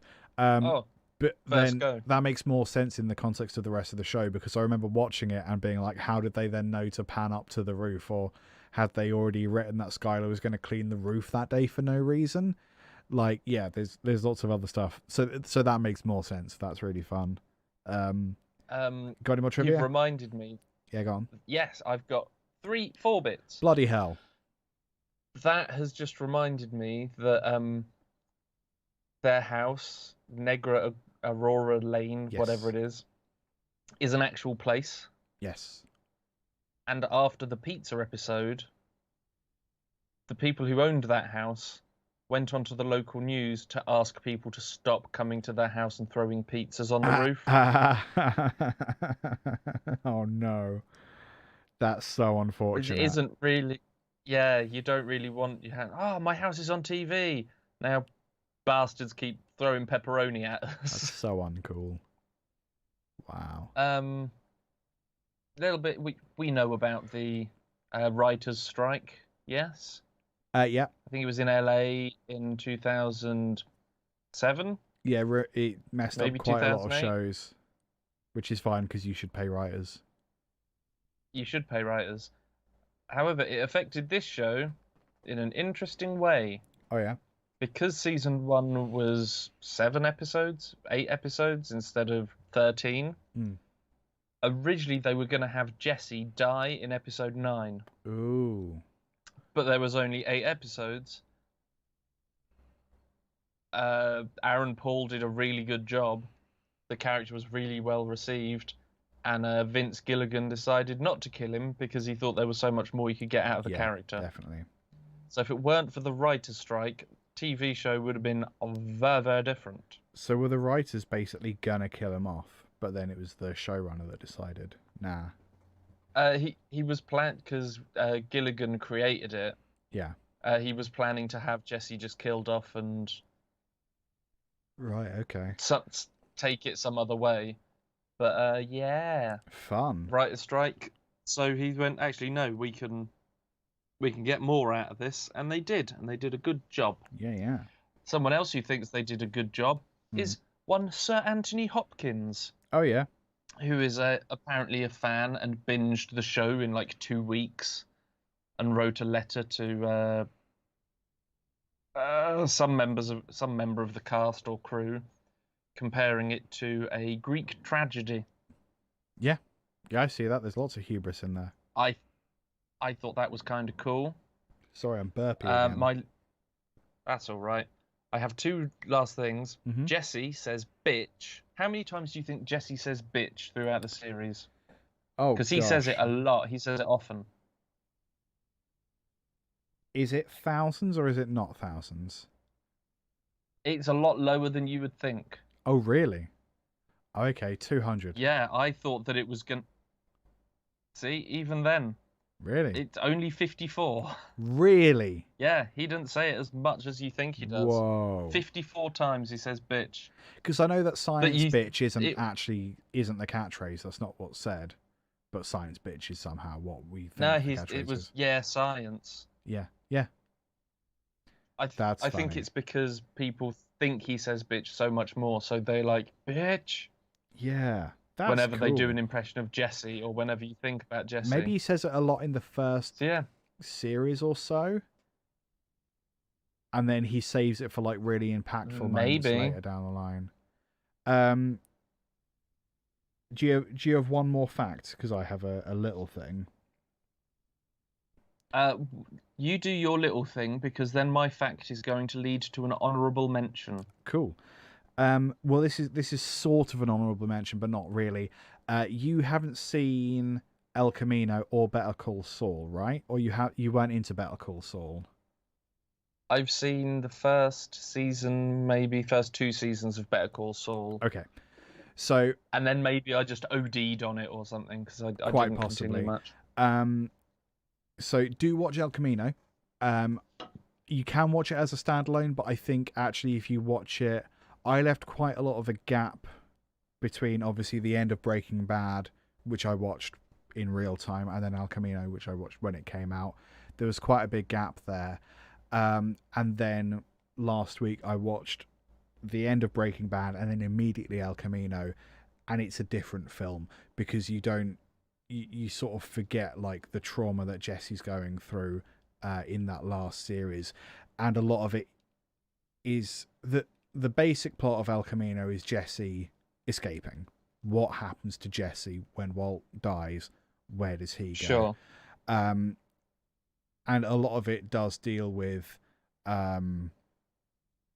the white supremacists, the Nazi boys that he's running away from. There's a lot more information about them. So it improve. There's a lot of flashbacks as well, so it really improves your viewing of the last season from Jesse's perspective, and is improved by that last series. So I would suggest just watching it immediately after. Really very good. Better Call Saul is a nice standalone series. There are callbacks because you see like bits of Links the and cartel being set up. Gus Fring is in it. There's lots of really cool stuff. The main reason you want to watch Better Call Saul is for the character development of Kim Wexler, who is Saul's partner. She is a ridiculous character, so well played, so well acted, so very relatable, and just really there's some brutal moments, there's some funny moments. My god, the tequila episode, just you'll know it when you see it. The tequila episode is the fact amazing. that there's a tequila episode It's so excites good. me. She is like the driving force behind it. Like there's lots of good stuff about it. I really love it's Bob Odenkirk, isn't it? He's one of my favorite Yes. comedians, so like him as in any character is like a real treat for me. So he's excellent in it. His brother is played by the guy who was the singer in Spinal Tap, so that's another treat. And like the story arc with his brother is ridiculous, and I thought it was a little odd. yeah, it is good. It concludes good. Not It actual concludes good. good. It concludes big, I think, is the way to not give that away. Okay. That's the best that I can do. It concludes good. It concludes big. I Good- love bed. Good in a TV sense, not good in like a compelling It's not a sense. It's not a happy. Oh shit, no. It's a real day ruiner. But yeah, no, it's pretty great. So I would absolutely recommend pushing forward with Better Call Saul. Can you remember what you got up to approximately? Um, Did you say you got to like the wallet I sketch? think I got to season 2. Okay. It was because his brother's allergic to electricity or something. His brother believes very much that he is allergic to electromagnetic fields, which is interesting and based entirely in reality. And don't watch the documentary about people who are allergic to electromagnetic fields because it will make you want to punch some people because it's dumb. Yeah, so that's Okay. really interesting, that whole storyline. So, yeah, can you remember whereabouts you got up to? Or not really? I think Saul had just got like a new office or something. Right, okay. Or he was going to become partners with something. We're talking about... I watched it when season 2 came out. Okay. And I think I only watched half of that. Yeah. So we are talking... some time ago. 2014, 2015? Okay. I So, would recommend... can't quite remember. I would recommend pushing on entirely for Kim Wexler's storyline. That's my... Okay. That's my honourable mention. Well, one of my... I have a load of honourable mentions. I was really bad at picking just a couple things to talk about. See, now, I was quite bad at picking things to talk about because there's so many shows that I would watch again and that I love and that I would recommend to people. However, I wanted these ones to be actually bingeable. Yes, totally. So this is my last bit of BB trivs. BBTs. BBT, which links onto my first honourable mention. Honourable. Breaking Bad is one of 2 TV shows that have over 1 million votes on IMDb. The other one is Game of Thrones. Yeah, that does not surprise me. Game of Thrones still holding a 9.3 rating or 9.2 rating because it did go down after season 8. Somewhat, yes. And I'm popping it on the list because it was important TV. Oh, massively. Yeah. For nearly 10 years. Yeah. It was the most streamed, like the most talked about. It was very influential. TV. I think it spawned like Vikings and some similar shows like that only really came to fruition because of Game of Thrones. It did kind of reinvigorate a lot of like the fantastical medieval stuff in the same way that Lord of the Rings did in the early 2000s. So it's culturally very important. Breaking Bad Made me I take think an helped F. out with Sons of Anarchy. Yes. Sons of Anarchy was before, wasn't it? So I only heard... Now, I have it in my head as after. Okay. Because I heard about it after, and the first review I saw was it's like more Breaking Bad. So I think they were roughly the same time. I think I came to... or... Oh, Breaking Bad was 2008. I think I came to it really late, to be honest.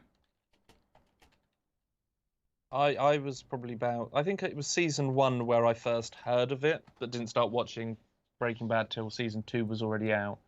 Ooh, this is interesting. Sons of Anarchy came out later by a few months. They were the same year, but Sons of Anarchy was slightly younger. So then how did Breaking Bad end? Because Sons of Anarchy ended 2014, according to... Oh, December 2014. Breaking Bad was 2013. Oh, okay. So, like, they're the same age. Same sort of timeline, then. Very similar timeline. Sons of Anarchy ever so slightly younger. So I guess, like, they coexisted. But they probably did, like, build on each other quite a lot. Yeah. Never seen Sons of Anarchy. Probably should give it a go. I'd recommend it. Okay. Yeah, good to know.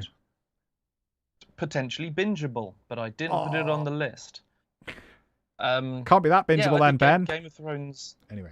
Sorry. Game of Thrones is still bingeable up to a point, but I don't Massively. think anyone who's finished the whole thing before will go back and watch it. Some might. The first few but I seasons. think the majority wouldn't. The first few seasons are really very good indeed, especially if like Lord of the Rings left a little hobbit-shaped hole in your heart. What I would say is the thing that bugged me most about Game of Thrones isn't how it ended, isn't the last couple seasons. It's the middle bit where nothing happened every week. And you can get away with stuff not happening if you intend for people to binge a series, and then it's okay for them to have like an episode that is literally landscape photography. That's fine. But it's when you have to wait every single week for a new episode that it's not. You can't do that. And that was my bigger problem. Even I can sort of cope with the ending. It's just that I didn't want to have to watch messenger birds deliver mail in real time. That was not okay for like the middle chunk. That's what killed it for me more than anything. More than the ending for me personally. It did kind of almost make it feel like you've wasted 2 weeks. Quite. Very similar to like Lost. Yeah.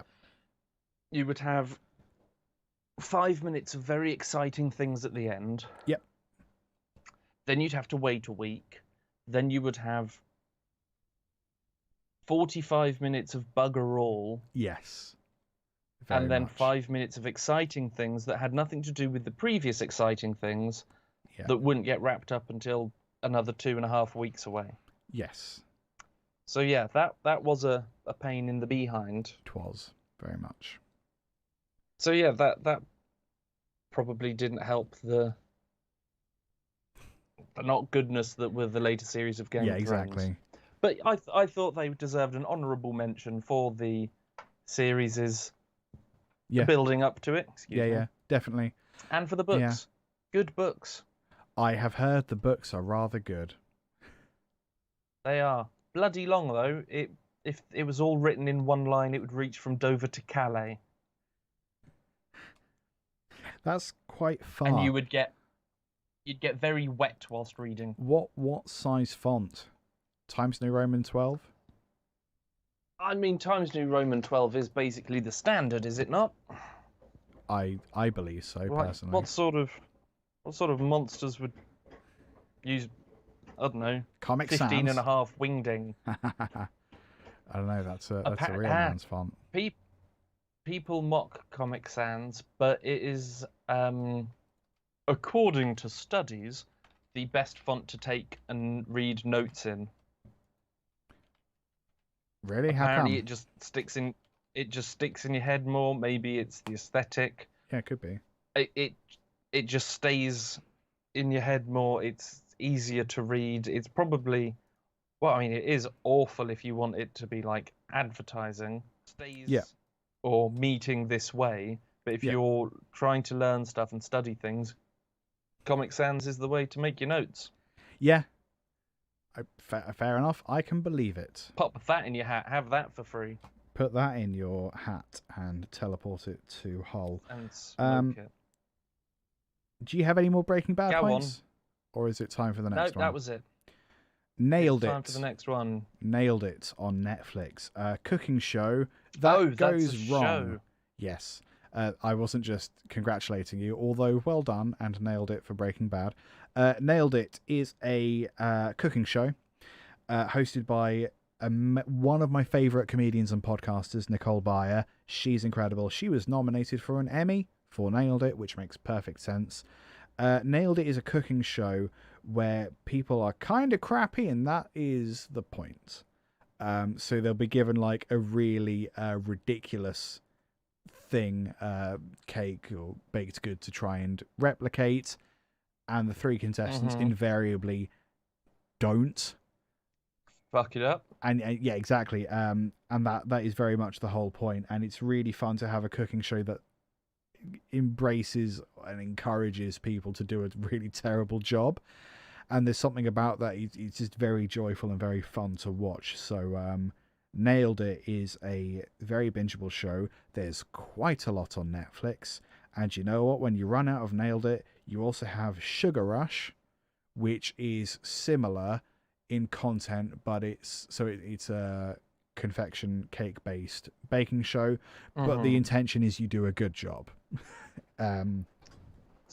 Very American, very gleeful, very colourful, very fun. I say, but Sugar Rush is a good one. sort of like American Bake Off. Yes, but it's not a series, so each episode is like a standalone thing, whereas Bake Off, you get to know the characters over the course of the entire series. Their individual teams. For Nailed It, you just have 3 contestants per episode, and then they change. Sugar Rush, the same. You have 4 teams of 2, and then they gradually get eliminated, and one of the teams wins money at the end. Zumbo's Just Desserts. I think he's Australian, but he could be from New Zealand, and I'm sorry. Let's assume he's Australian. Zumbo is a confection wizard. He is also one of the guest judges on Sugar Rush. He's an adorable bald gentleman. Zumbo has his own show called Zumbo's Just Desserts, which is more like Bake Off, but it's kind of whimsical and crazy. So you have, it's like 12 contestants, and then each week one of them wins and one of them is voted off. So in terms of the format, in terms of the structure, it's much more like A little more Bake Off. A little more Bake Off, but it's crazy and colourful and very Willy Wonka. There's lots of dry ice and stuff, whereas Bake Off is quaint and full of scones. Yes. Nailed It. And soggy bottoms. Exactly. Nailed it on Netflix with Nicole Byer. Once you run out of Nailed It, you have Sugar Rush, you have Zumbo's Just Desserts, and then you have all of Nicole Byer's podcasts. So you will be fine for You're all everything. Sugared up. All sugared up, baby. Yes. I'm just going to crack this open because you've got trains in the background, so I can make can noises. It's all good. Are the trains being picked up? I mean, can you hear them? A little bit. Then yes. I can definitely Not hear them. often. I'm busy listening to the sultry sound of your voice. I could close the window and just be a bit sweaty. Daddy. No, it's fine. Honestly, like, to be honest, I've got my window open, stuck. so you can probably hear people stomping around outside my place. I can't. As I said, I'm lost in your lungs. I'm not putting that on a t-shirt. Yeah. No, that's not very good, was it? Right, go on. Let's hear your next one. Right, my next one. As you know, I am a big fan of Buffy. Really? The Vampire Slayer. Yeah. Oh, that Buffy. That Buffy. The Vampire Slayer. However, that is not on my bingeable TV list. What the hell? What the hell, Ben? I have, instead, on my bingeable TV list, the spin-off from Buffy, Angel. Okay. That runs parallel to Buffy. Yeah. Up until 2004, when it has one series once Buffy's finished. Cool. The reason I have this on my list instead of Buffy is that whilst Buffy is great TV, they never knew if they were going to get another season until season 6, when season 7 was confirmed before writing and stuff. Right. So it's season 1, overarching storyline. Season 2, overarching storyline. Season 3, season 4, season 5. Then season 6 have their own, but with an extra little arc. Okay, that goes over the 2. Interesting. With Angel, they knew they were getting an extra series. Right. So they could set stuff up in season 1 that would eventually come around into season 3 or even in season 4. And whilst they still had season 1 arc, season 2 arc, season 3 arc, they have an arc going from season 1, episode 1 that can carry all the way to the last episode of season 5. Okay, that's cool. So it sort of has a bit more a rhythm. It feels like it's going it knows where it's going a little Yeah. more than Buffy did. Okay. Which I think it just makes it, if not necessarily better TV, not better than Buffy. I know there'd be people shouting at me if I said that. Mm. But I think it's easier to plonk yourself down and watch 5 seasons of Angel than it is to plonk yourself down and go through, granted, 7 seasons of Buffy. Yes. Just because it has Sure. that, it always knows where it's going. Even in the filler episodes, there's still a sense of other things going on behind the scenes. So with Buffy, I guess it's harder to watch because they only have the little storylines per season, and presumably a villain of the week as well. So Yeah. So you're saying that with Angel, there's like in the very first episode, do you sort of know the goal for the very end? Is that accurate or sort of? You get a villain, or like it's a law firm Okay. that are evil and demons and stuff. That's like the constant bad throughout. Even though in season 2 or 3 there will be more main antagonists, there's always like the hovering threat of the law firm. Yes. Throughout. Interesting. So Simon you Pettit. always know them bad. Simon Pettit in the chat has said Babylon 5 did that too. Yes. And I've not seen Babylon 5, but I've heard lots of good things about it. Not just from you, Simon. That's reminded me of something that I'd completely forgotten I binged. Battlestar Galactica, the 2004 version. Amazing series. The newest one. Yes, with what's his name? Katie Sackhoff, Edward James Olmos, that whole cast. Really bloody good. Mm-hmm. I watched that through like not one sitting, but like it was the only thing I watched until I finished it, and then we had to watch all of like the spin-offs and the movies and stuff. Really, really good. I haven't felt the need to rewatch it, but I might. Okay. Yeah, would recommend. I mean, I think that. some of those shows are important. Oh, massively. The ones that you love but wouldn't necessarily rewatch. Yeah, totally. Because it shows you that. I think it means that the story's been told, you know, just right, well enough. It feels very complete.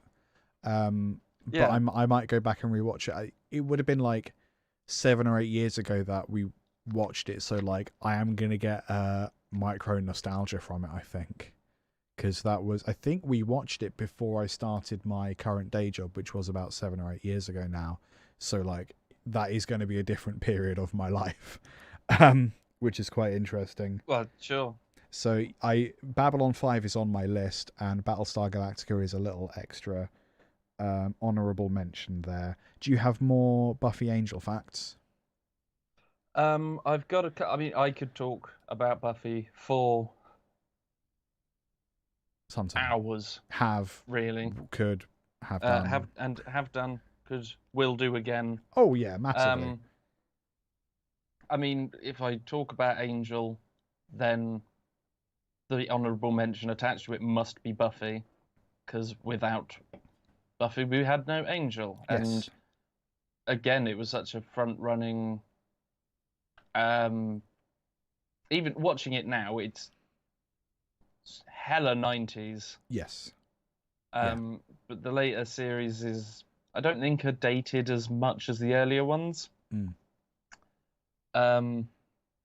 know, oh look, strong woman fighting the monsters, and isn't all this cool? They had one of the main characters find out that they were gay.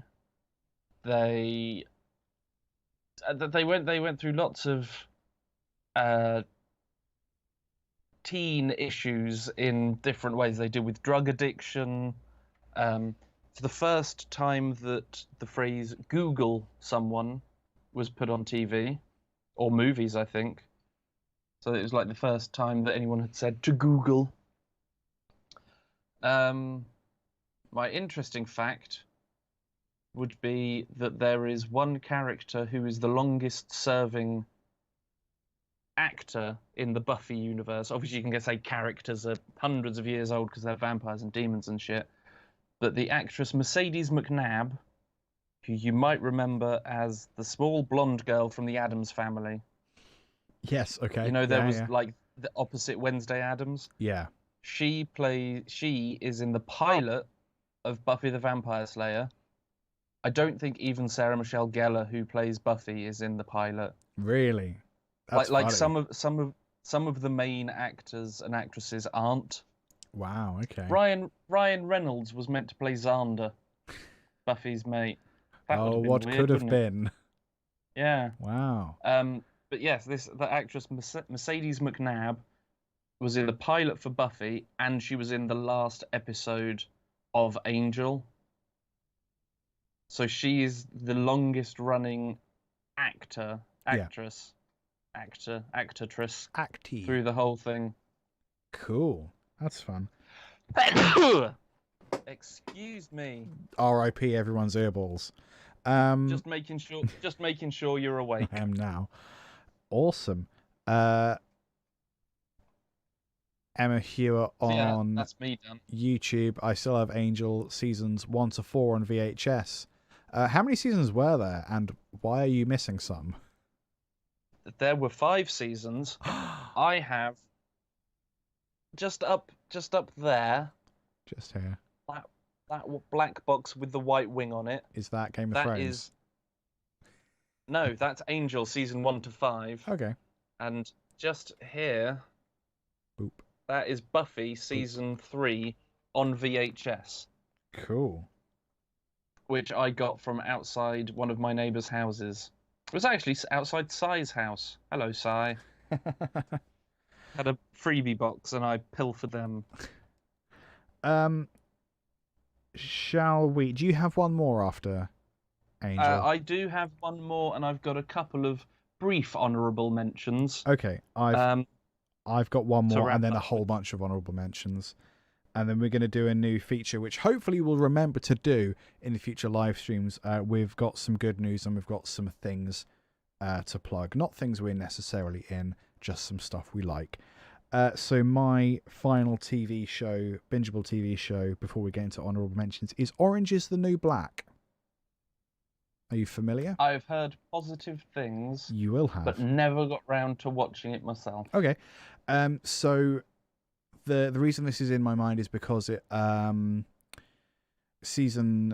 final finale, last wrap up season came out last year in 2019, season 7. And was really good. Very satisfying conclusion. Like all good things, I came to it late. So I basically managed to watch through... I didn't plan this. It was pure accident, coincidence. I watched through all of Orange is the New Black. I think I had the flu or something. Don't worry, this was 2019. It wasn't nefarious flu. None of that one. Just regular flu. Remember when you used to get colds and it was fine? So I was sick. Well, I used to get colds and they would last for about 2 months. Yeah, that'll happen. Sucked. It will do. So Sorry, that wasn't relevant to anything that you were saying. No, it's we're getting to know you. It's fine. So I started watching it and then got sick, so managed to complete watching it all the way through. And then they announced the Series 7 was going to come out, I think, when I was about 2/3 through the whole thing. So that was really fun. So I basically managed to watch the whole thing in one go. It covers issues of race, sexuality, gender, mental health, prison reform. So it's jam-packed. It's really funny in places, but can also ruin your day. Like all good art, it covers both ends of the spectrum. Really crazy funny in places. Janeway is a Russian woman who runs the canteen. That was a treat. And it basically revolves around a central character called Piper, who's based on a real life actual human lady. so it's not really spoilery because it's covered in like the first episode. Okay. She gets involved with drug trafficking, and she's Not good, kids. Don't it's do not it. great. She sort of is portrayed as like the innocent bystander, like, oh, she was in love with an actual drug dealer and just like got some stuff over the border to help out, and oh, she got rumbled, and they sort of implied that she would just go to like jail for a couple of weeks, but then actually is incarcerated for a very long time. And it's interesting that the premise of the story, as I'm going to mispronounce this person's name, Genji Kohan, I believe, who's the showrunner, they sold it as a white girl fish out of water type thing. How is this middle class blonde white chick gonna deal with all these rough black people and Hispanic people in prison who are actual criminals, and implicitly she is in there in a technicality. That's how it was sold, as this fish out of water thing. And it really broadly is that, but it's so much deeper than fish out of water Just skit implies. Like I said, that there's issues of race, sexuality, mental health. There's lots in there, and the overarching thing, especially towards the end, is very much about prison reform and how it shouldn't be as bad as it is. It's based on real people, like I said. So the central character, Piper, I believe it's based on real world Piper's memoirs. Sorry, Real World Pipers is a great name for a band. I mean, I'll write it down. Everything gets You don't written sound down. convinced. Real world Piper. I hadn't said anything for a while. I wanted No, to it's be good involved. to chime in. You got to make it. You got to make yourself known. Got a little bit of back and forth. A lot of the drama and comedy in the first. Is this spoiler? This is an old show, so screw it. Spoilers. I think it's a while old, yeah. And it's not like actually ruining it. I'm not going to tell you who dies. The drug dealer that Piper fell in love with, this girl Alex, is also in the same prison that Piper is in, and that is where a lot of the narrative is driven based on that. A lot of the drama and the comedy comes from the fact that this former couple are now incarcerated together, basically for the same crime, which is quite interesting. But in real life, I'm just going to read off my notes. That is actually something the show got wrong. In real life, real Piper was actually already trafficking drugs before she was in a relationship with Alex. So I guess the real life character, to be blunt, is less sympathetic than the TV show version of Piper, because in the TV show it is portrayed as, oh, this dumb blonde woman shouldn't have been trafficking drugs, no wonder she went to prison. But actually it is kind of, she was sort of doing it for love, sort of, but not really, but sort of. That's how it's portrayed, so she's kind of sympathetic in that way. But when you learn that real life Piper was already trafficking drugs, it's like, oh well, yeah, of course you went to prison, you idiot. Yeah, I just thought that was kind quite of what interesting. happens when you do these things. But of course it's based off of like these real life events. It's not a literal version of them, it's just based off it. But It's based on instead exactly. So Orange is the New Black, really very good. Final season came out last year. The one thing that I found a bit janky, I don't know if it just wasn't prepared for it, if I wasn't expecting it, there's lots of flashbacks. And actually, it's one of the most rewarding things about the show is that you have these really interesting characters, and every now and again you're shown a glimpse of how they ended up in prison and how the criminal justice system in the USA, the world over, but especially the USA, is so broken that actually this perfectly reasonable but unfortunate set of circumstances ended up with this person in prison, and now that they're in prison, they're having to do some really grubby things in order to survive. So I found that really, really interesting. How these characters become more sympathetic. They're not just criminals who are in prison.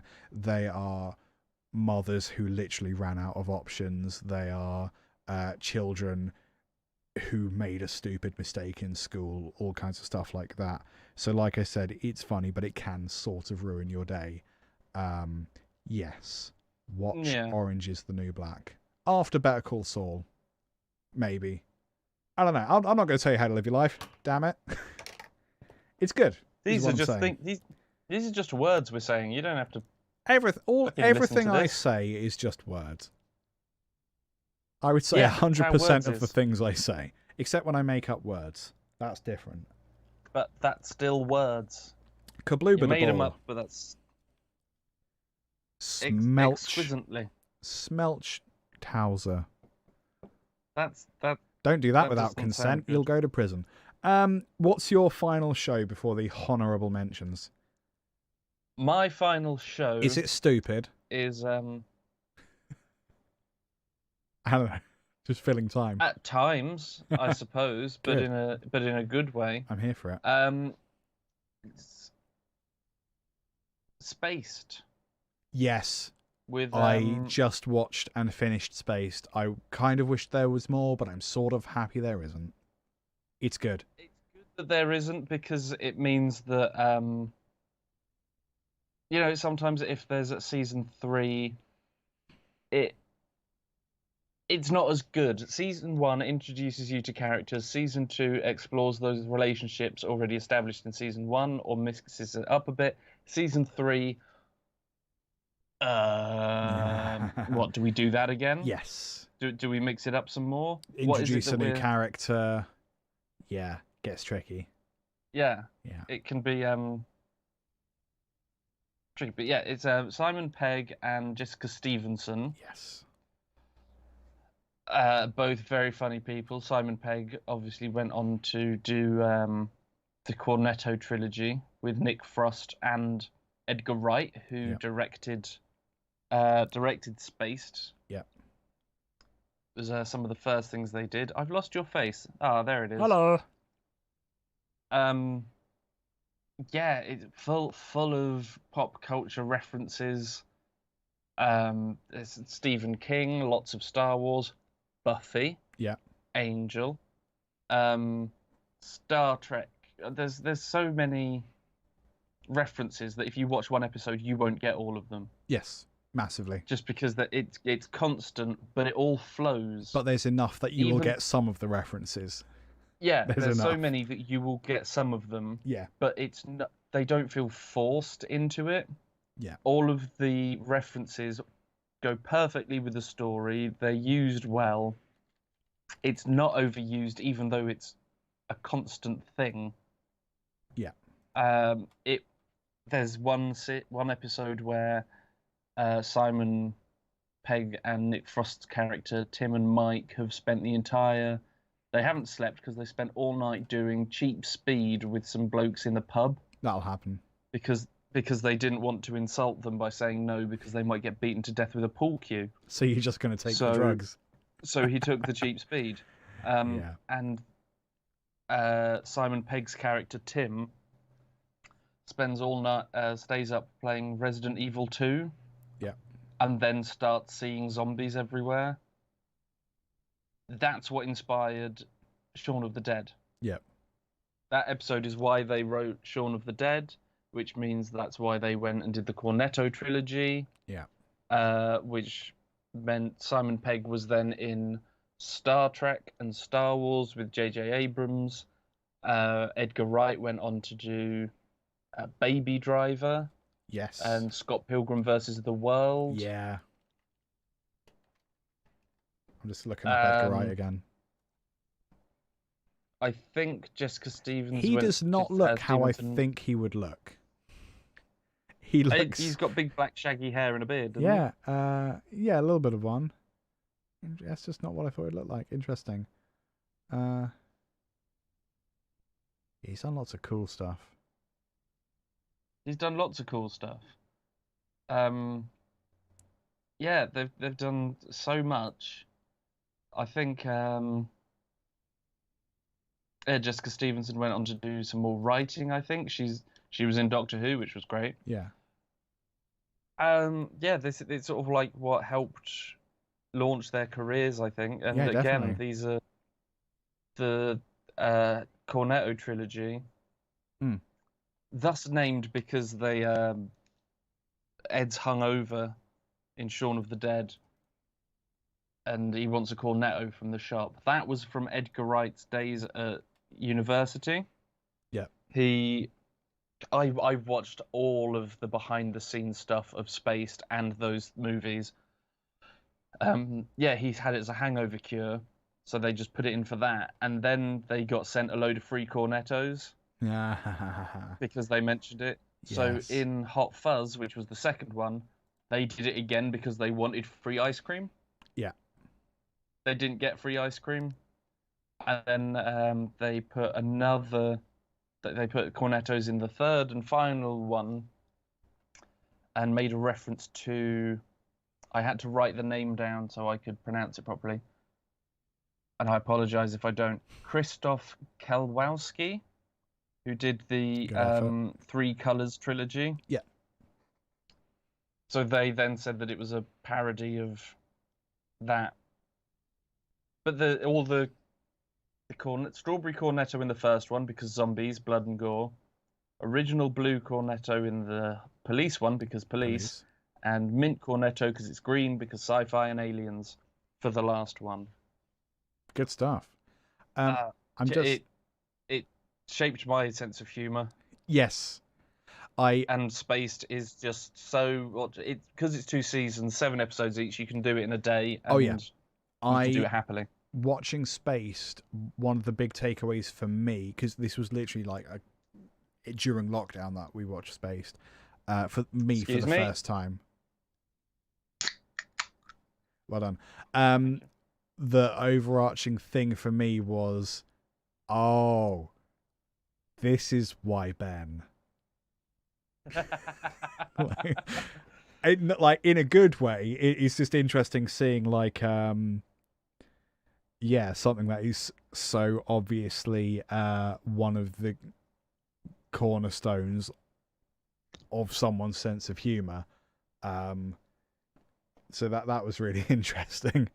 I'm just looking through some of Edgar Wright's credits. He was a resistance trooper in The Last Jedi. He's in a lot of the stuff that he writes.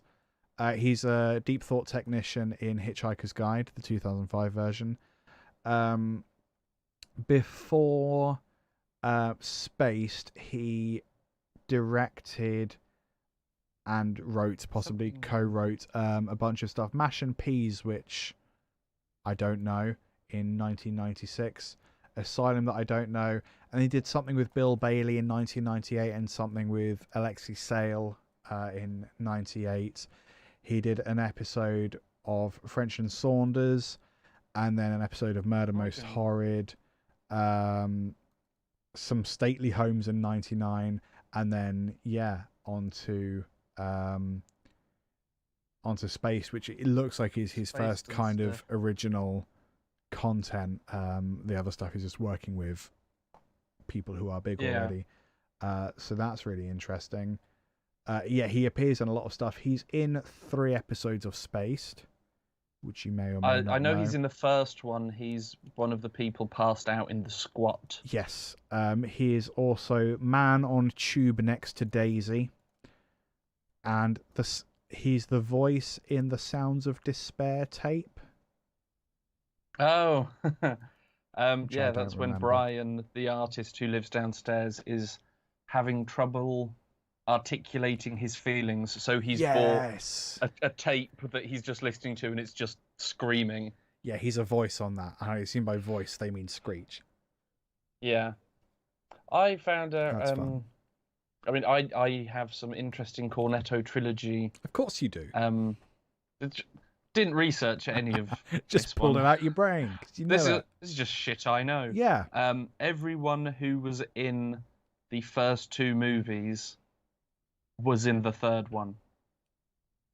Even if it was just a small part. Okay. Martin Freeman is a tiny part in Shaun of the Dead, Yeah. a bit part in Hot Fuzz, and then a main Yes. a principal character in World's End. Mm. Bill Nighy is in all three of them. He's the voice of the network in World's End. Yeah. Then he's some of my favourite acting in Hot Fuzz. Mm. When Simon Pegg says, "You can't just make people disappear," and he says, "Yes, I can. I'm the chief inspector." And then there's just the tiniest little snarl. Yes. So I just had to look up a picture of him in uniform to remember. Yeah. Yeah. That's it. Is Bill Bailey in? Remember. Bill Bailey's in the third one then. No, Bill Bailey wasn't in the first one. He's in the second one. So He's in the second one. So is he in the third one? But only the second one. If someone was in the first and second, they were in the third. Oh, first and second. Excuse me. Yes. Okay. You are excused. The loophole. That's still cool. The loophole indeed. Good stuff. You got so more? yeah, I know you've that. got more. Or do you not have more? I could probably, again, same as Buffy, I could go on. Go on, give us another. But,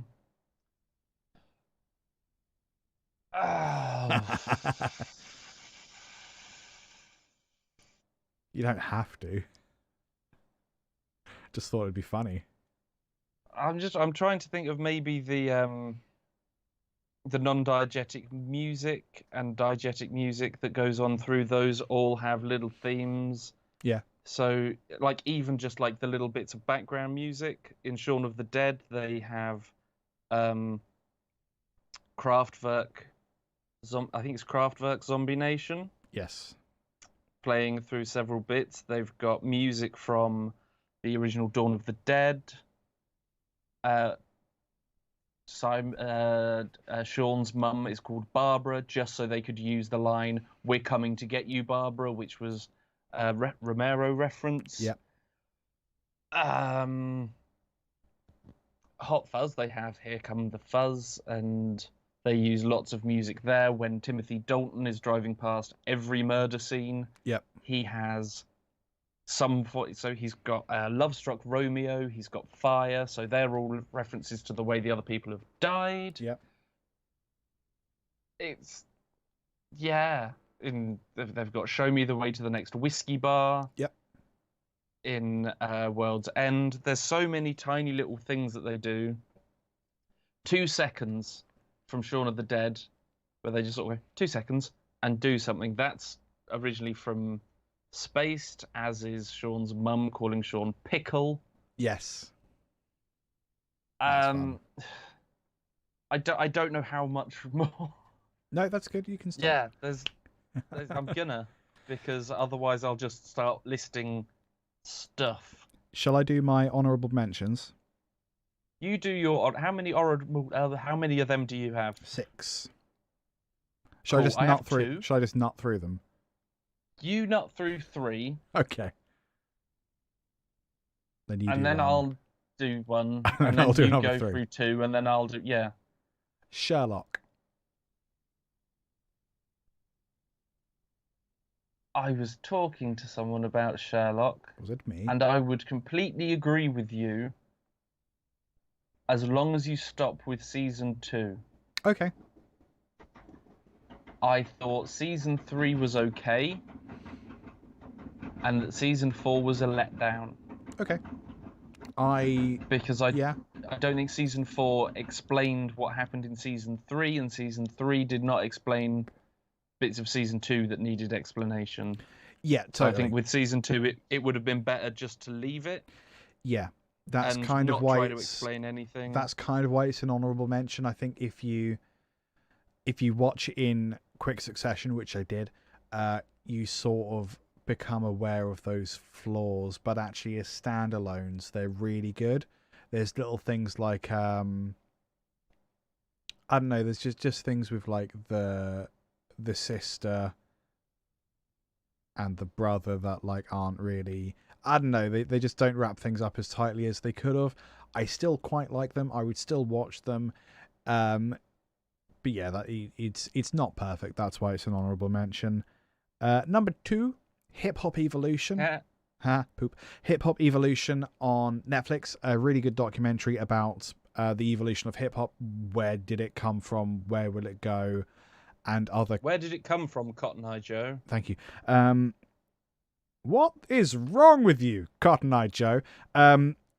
Really good. I would say pretty good if you're not into music or hip hop anyway. I am into hip hop, but I'm kind of coming to it quite late. So like it's really good as like a primer for me to like actually know, oh, this thing that I really like actually stems from this thing. That's quite good to know. And there's a really cool like referential sense of humor with how hip hop is produced. Like there's lots of like callbacks to different things. And like the way that certain loops are used is like quite funny. So actually this was really nice to learn a lot about the history of hip hop. Presented really well, lots of interviews with the key players in the hip hop world. So it is really interesting. There's quite a lot of it now.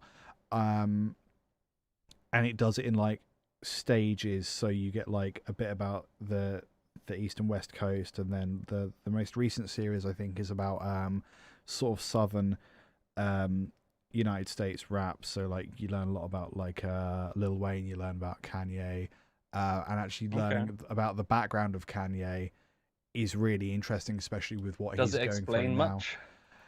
It kind of does. Kanye got famous because he kept bothering people. And I would suggest you just go away and watch the series for more on this. But yeah, basically he if I remember correctly, because it's been a while, but I think basically he was quite a good producer, so quite a good like beat maker. But he wanted to be a rapper. So like because he was good at what he did, he managed to get in the room with some really important people. And then it'd be like, oh, yes, so, like, you should let me rap on the next thing. And they were like, nah, I don't think so. And he would, like, fucking jump on a table and just freestyle and not stop until he got on the albums. And so he was Kanye's Kanye because he got there by being annoying. Yeah, but it's the sort of thing where, like, if you're freestyling and, like, actually managing to just come up with interesting rhymes on the spot for hours, you've kind of got to give him a shot, right? Because you sort of want to know what happens. Yeah, but now we know, and this is what happens. But like, all we know is that. Sorry, not me moving. No, not. He's now we know that like he has legitimate mental health concerns, and we should be concerned for him. And some of the more questionable things he've done, I don't know if they're justified, but like he certainly needs help and he should get that help. But it's really interesting having a bit of background to Kanye, because like similar to 50 Cent, actually, I never really gave them a chance because when I was a kid, hip hop was what the people who bullied me listened to, so why would I care? But now actually learning the history and the context within which Eminem, Kanye, 50 Cent are actually important, I don't like the music because it still has a lot of contextual negativity with me. Mm-hmm. That was nearly a good sentence. But almost. Thank you. It is interesting to know. So I would really recommend that, even if you're not into music, even if you're just a passive observer, or a housewife, I would give it a go. Like, those are the three things you can be in terms of hip hop: passive observer, not interested, or housewife. Yeah, hip hop evolution. Number 3, Always Sunny in Philadelphia. Yay! Pretty good. Couple caveats. I maintain, I know some people disagree, but I maintain skip the first series and come back to it. First series isn't very strong. It gets good when Danny DeVito joins the cast, and you can say that about a lot of things. There are also problematic bits when it comes to blackface. There's a few, let's say, challenging episodes. There is a recurring bit where one of the characters pretends to be Hispanic, but the joke is, why would you even do that? I was gonna say, I feel like it's sort of more it's a piss take of why would you? Yes. I don't think that they're not doing it maybe they are doing it a little bit for shock value. Possibly. But I think it is aimed at people who do it seriously, or think that it's okay to do it. So having these awful characters doing it. Exactly. You're not supposed to... You're instantly against it, and that's... You're meant to be against it. They are meant to be against it. Because look how stupid. They are not supposed to be role models. It's like Rick Sanchez. He's not supposed to be someone you want to emulate. A lot of the comedy comes from the fact that this person should not, by rights, exist. And how dare they? A lot of things. That said, I am glad that whether or not Always Sunny is cancelled or particular episodes are withdrawn, I am so glad that is not my decision. I don't want to make that call. Yeah. I don't have the information to make that call, and that's why it's an honourable mention. This basically is something that, like, we spoke about yesterday. No, sorry, not yesterday. Last month. Yeah. During the preamble, I don't know if it was in the podcast, about certain episodes of Faulty Towers. Yes. Going to be removed or edited, and then I don't think they were, because of the racial language used in that. Again, by a character who was... The whole point of him was that he was outdated and his views were like that. That's why he was 100 years old, doddering about, never sure of what was going on. Just in his own world. And they were like, yes, okay, off you go, bugger off. Yeah. So when he used offensive language, it was taking the piss out of those people who use offensive language because they're just so old and outdated and stupid. I have reflected on that a little bit. My slightly new opinion on it is that from a creative standpoint, it's important to represent people that should not be role models and should be essentially bad people. But when any character uses blackface or uses terrible language, someone somewhere in the world is going to watch that, and because they're fucking stupid, think that because any character did these things, that is then something they can do. So from a creative point of view, I think it's important that you represent awful people, awfully, doing awful things, but because of the tragedy that is the human race, I think we probably shouldn't, because dickheads are going to think it's okay for them to do it for freedom of speech reasons or whatever. So that's my slightly new standpoint on it. Again, I am just so thankful that I don't have to make any of these calls, and I defer to someone with way more information to do that. By which I mean, ideally, a person of colour. Ideally. In an ideal world. I'm not going to get into this because, again, I don't have all the information.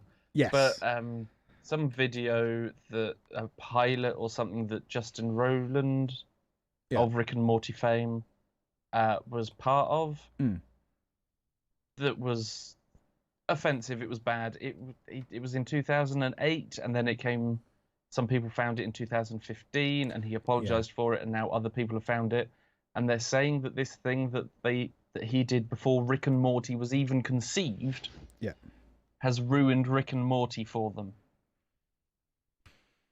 I think that's a bit stupid.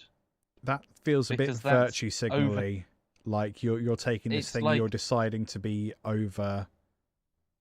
You're making the decision to not enjoy anything they've done based on something because they did of something when they that were they- stupid. something that wasn't that great about 10 years before the show that you like, and then they're trying to say that the mentality that I don't get is, I don't like this show for whatever reason. This guy did something, he tweeted something, or he was in a thing where he did something that was bad. And therefore, I don't like the stuff. That's fine. If you don't like the stuff, you don't have to watch the stuff. But when people say, this happened and I don't like it and I don't want to watch the show anymore and no one else should either, let's try and get that show taken down. Because one twat didn't like it. I have 2 points. They swear that load of stuff happens in Breaking Bad. Oh yeah. There's racial slurs in there. Yeah. There's murder. There's child death. Yes. There's awful things. If you don't want to watch it, don't watch it. Thing number one, it kind of comes back to people telling other people their business. It's fine if you have decided to not enjoy something. That's your decision, but you shouldn't be telling other people their business. Let them get there themselves or not. When you start telling people what to do, you enter this whole realm of, when I get told what to do, I do the opposite because I'm the most awkward person you'll ever meet. And that's why you shouldn't give me a pay rise. I'd have to start paying you. That would be the Good first point. step. So yeah, like, just, it's fine to not want to watch things because they feel tainted. Like, you can, if you watch any of the content I've put out over the last few years, you will notice the point where I stopped watching JonTron because I stopped wearing his hoodie in all the videos. And I stopped watching that because he said some pretty awful things. It was around about the time of the Women's March, just after. It was the Women's March. Yeah, he said some pretty When bad Trump stuff. was elected And or something. I decided from that point, actually, JonTron was one of my favourite YouTube creators and comedy-related people. Just can't bring myself to watch any of his new stuff, or even any of the old stuff that he made before the comments, because you don't know what. Because this hasn't come up before doesn't mean that these weren't beliefs that he's held for a long time. Maybe, might not be. But the thing is, that's a decision that I've reached. And actually took me a long time to get there. I still have his hoodie because part of me hopes that he'll realise he was an idiot and then I can catch up on all the JonTron. But he's probably not going to. But the key thing here is that I'm not putting that on other people. This is my decision. I may have been influenced by other people, but no one has told me outright what to do or not do. And I'm not going to tell someone else what to do or not do. That's my decision. Like, I can't watch early Game Grumps now, but that's something that I have decided to do for me. What's your you don't one? watch the old Game Grumps? Not with JonTron, no. Okay, cool. I was about to say, don't ruin current Game Grumps. No, current for me. Game Grumps is fine. I've got so much to catch up on. I massively respect the fact that Aaron Hansen of Game Grumps has acknowledged their shortcomings in terms of language they've used and really publicly said, I'm trying to do better. Here is a statement about things I have previously said or stuff that's come up. Help me do better. I think being really open about that sort of stuff is improving. Is being really open about that kind of stuff and being willing to improve, not just being seen to be willing to improve, but to do that, is really positive. And it's like Rich Wilson says in, I don't know if you listened to Insane in the Fembrain at all. I have not got round to that yet. Pretty good. I've not listened to all of it, ne- but then I've not listened to all of Membrain either. I whole haven't thing finished Membrane yet. Yeah, the whole thing about Rich Wilson's podcast, Insane in the Men Brain, is that men don't really talk about mental health. We should. There's a lot going on in the world. Let's try and do better. and he's really open about that, and he is really obviously and transparently trying to do better. Insane in the Fembrain is him as a man not understanding a lot of issues of gender or femininity, so having a similar format, but to talk to women. And he's doing that, and again, it's the same thing of like talking about, I don't really know what periods are. Like, just really openly, these are my shortcomings. I would love help in getting there. And one little tiny caveat. It is quite... Go on. I was going to say, I was just going to talk about periods. And just say that it's quite worrying, because I was thinking about... I can't remember what I was watching. I think it was a YouTube thing. And it was like a doctor explaining to a child what certain things are, and then that child had to explain to another child who had to explain to another child who had to explain it to the doctor. Yeah. So to see almost like the Chinese whispers type thing to see what would stick. And there was one where it was talking about periods, and it was three boys that they had on. Yeah. And I went, this will be funny. And I realised that apart from maybe 1 or 2 sex education classes at school, that was it. Yep. That's all the knowledge of periods and stuff that I have. Yes. The majority of it came from 2 lessons 16 years ago. Yep. At school. Yes. And that was it. Yeah. And that really made me sort of go, I thought the American sex education system was bad. Yes. Oh boy. In my brain, it's just a baby hasn't happened, so the wall falls off when it comes out. You're not wrong. That's basically what I was doing. Certainly I part know of that it. that's a very... Yeah, but I thought... Obviously, I would think that I know a little bit more than I did at school, but that meant that I've learned more that I wasn't taught at school. Should this not be a more common thing? It has gotten better since we were in school, so have a lot of things.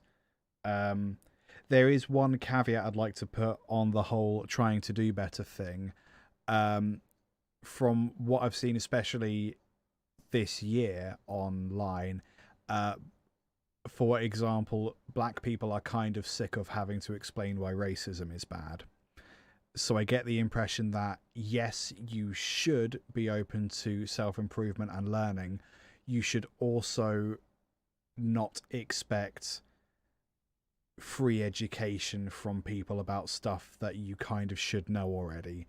So if you find yourself saying something that is, unbeknownst to you, kind of bad, and you realize, oh, people are telling me this is bad, you should not expect people to explain that to you. There are resources to educate yourself as to why that is.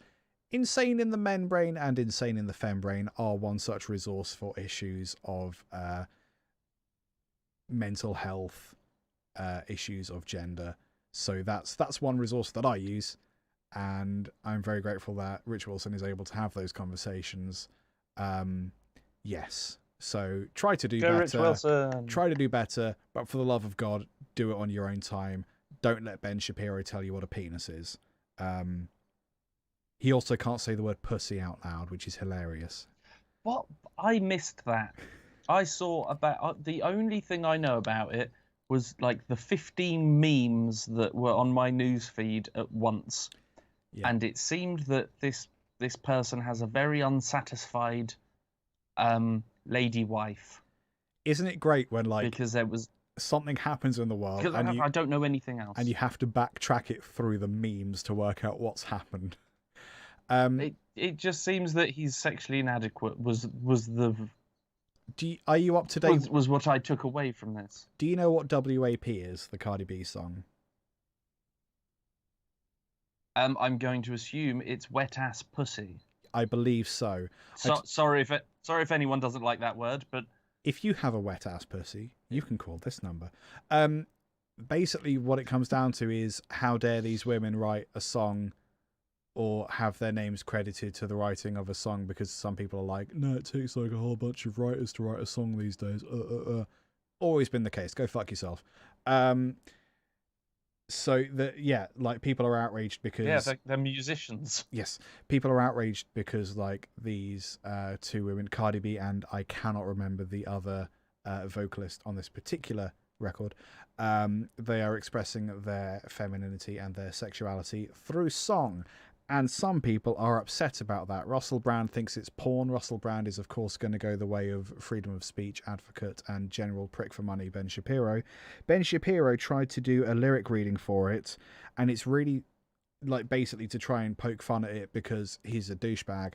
And the joke is that he can't bring himself to say the P word, and that should just be an indication of how... he's not someone you should look to for advice on any issues, especially of gender or sexuality. It's Megan Thee Stallion. Sure. It says the has an extra E. Sure. Yeah, I don't know. I'm rarely up to date with music, so... Yeah, don't start now. I don't have to explain trap to you. That'll be a long weekend. Well, what about that song, My Neck, My Back, My Pussy and My Crack? Because that was on the radio. That was on the radio. A lot.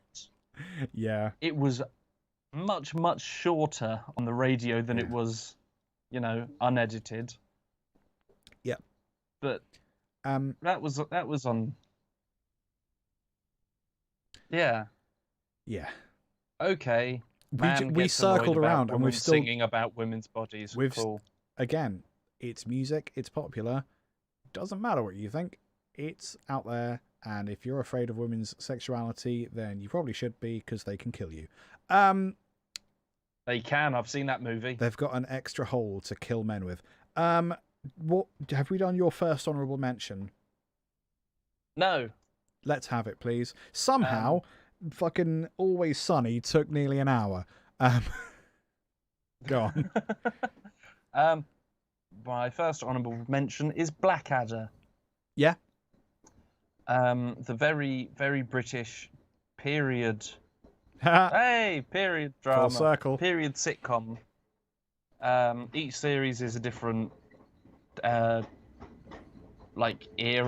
Yeah. In history. The first season is a bit wank. Yes. But then Ben Elton came and sort of straightened out, sanded down the edges and made it a bit more better. He got Baldrick, he got Blackadder, and he said, now swap. Swap them, and it was good. Yeah. And I feel whenever mentioning Blackadder goes fourth, which is the fourth and final season.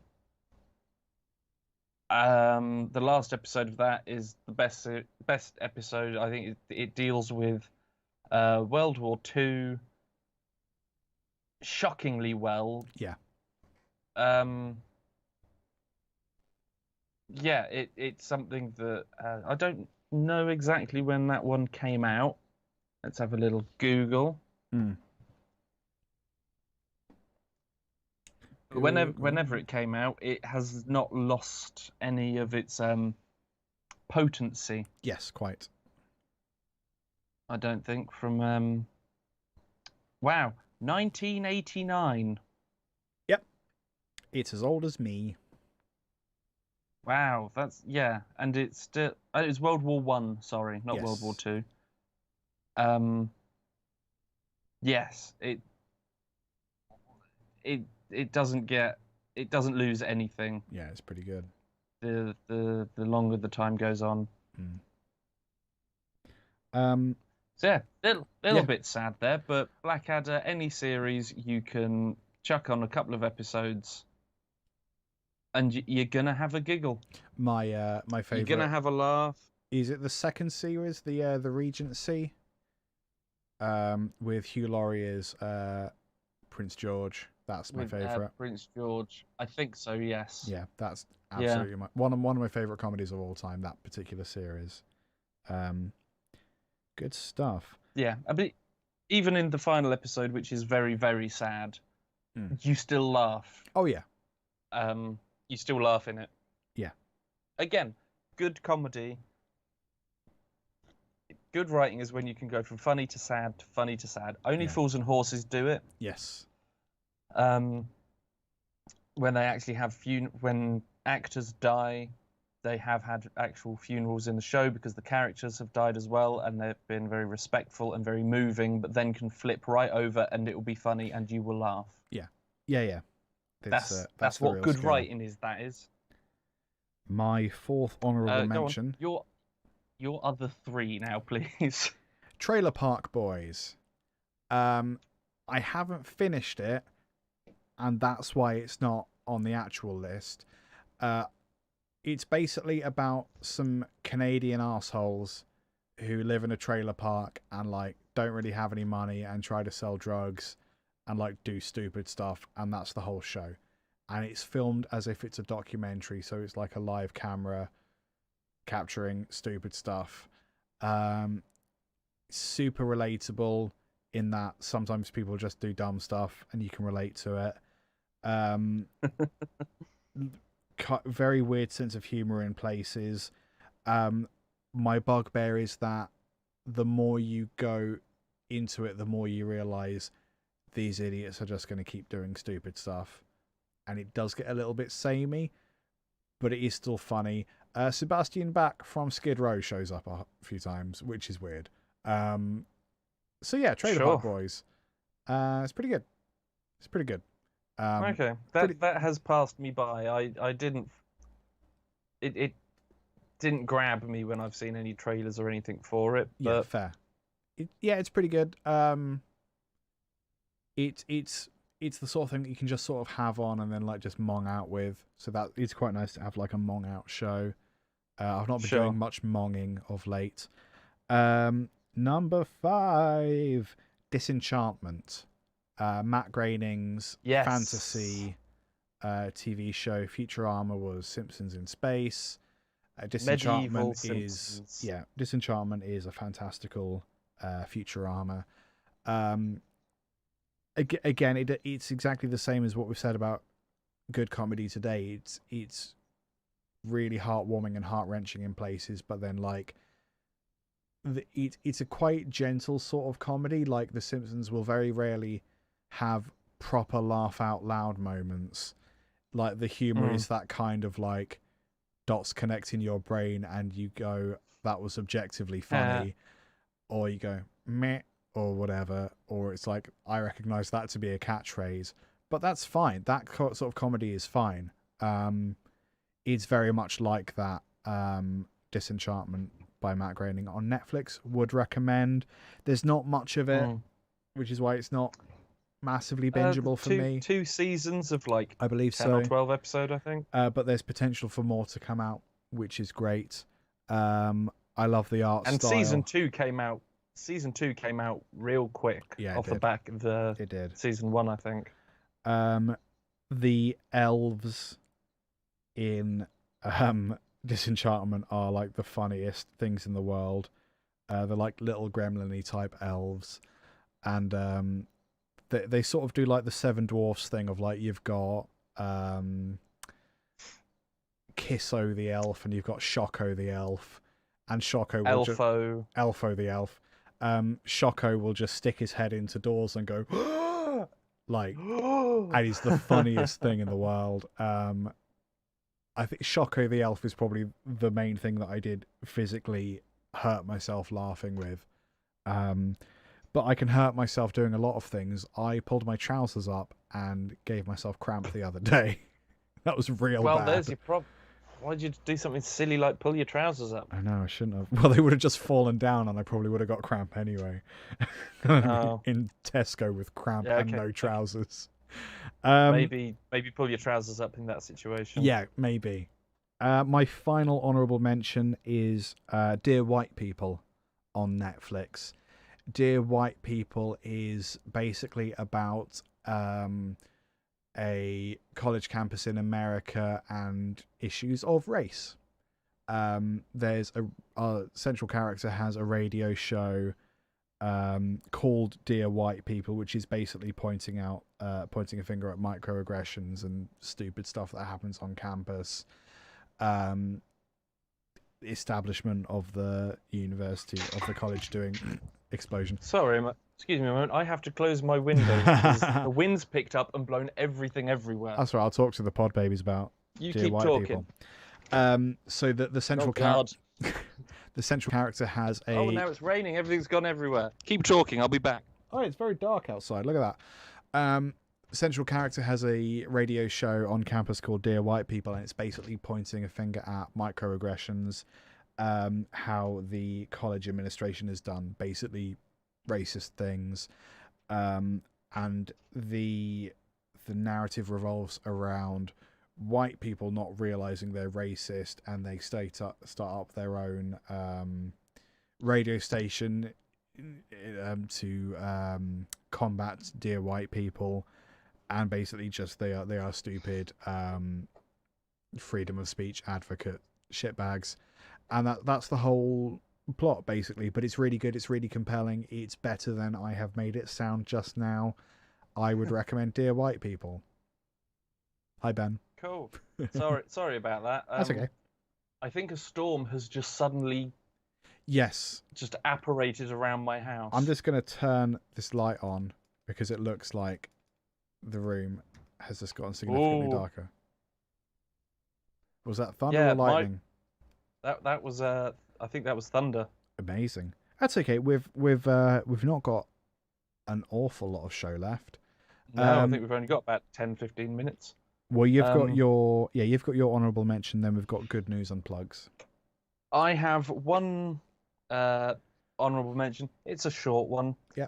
I think that it, at least for me, and I'm certain for many other people, Friends fair has to be thrown up there because it is it's very difficult to go through your TV channel, to go through your TV list and Friends not to be on there. Yeah. It's always Comedy Central or maybe another couple of channels like that. For at least 2 hours a day, Friends will be on. Yeah.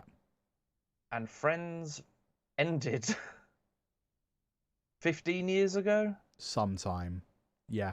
And it has been on repeat since then. Yeah. It's pretty big.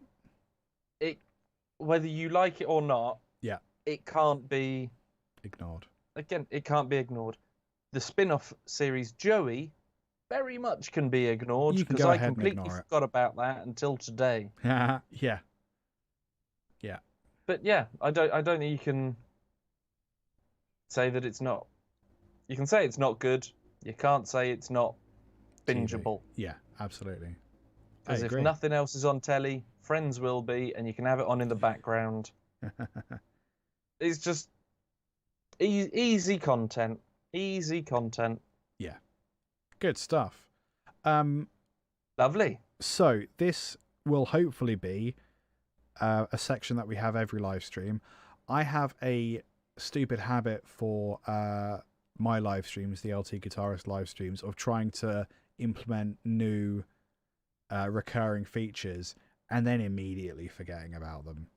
So like, I hope that us having this dialogue will remind each other. Remember it. It's like in the last few podcasts with guests where I've just straight up forgotten how the show works. So it like, happens. yeah, it will. I don't know how obvious it is that I goof up the end to, is it the Duncan Casey episode? I'm like, and that's the show. And you're like, now we've got, no, it isn't. There's more show, Liam. I'm like, oh, there's more show. I think there is. But hey, I probably do that a few times. For people who've been doing this for nearly 5 years, we're not as professional as others. I think you could say that about most things.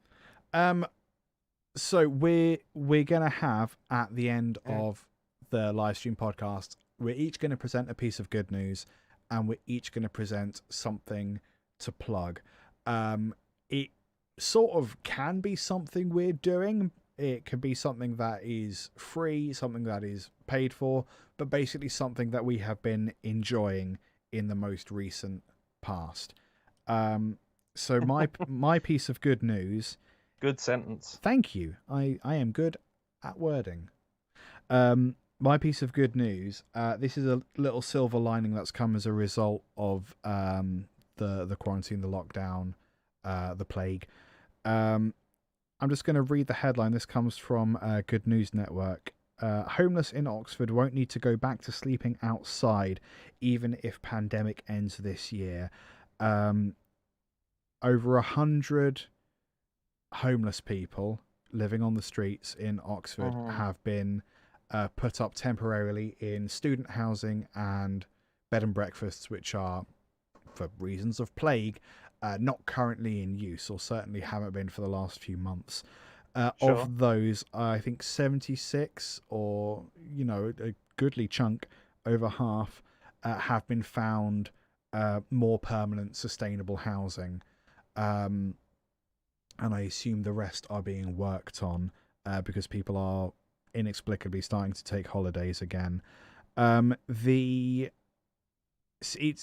got a similar situation in Cambridge. I know that there's been some shipping containers quite close to where, not far from where we are, repurposed into housing, which is amazing as well. And it's, I think, I can't speak to Oxford, but I know in Cambridge, I think that was going to happen anyway. But maybe the pandemic has made people go, gotta fucking get on this. There was temporary housing made in Cambridge that's been being talked about for some time. So that's been opened, and I believe are in use for those most in need. I've driven past it a few times, there are people in there.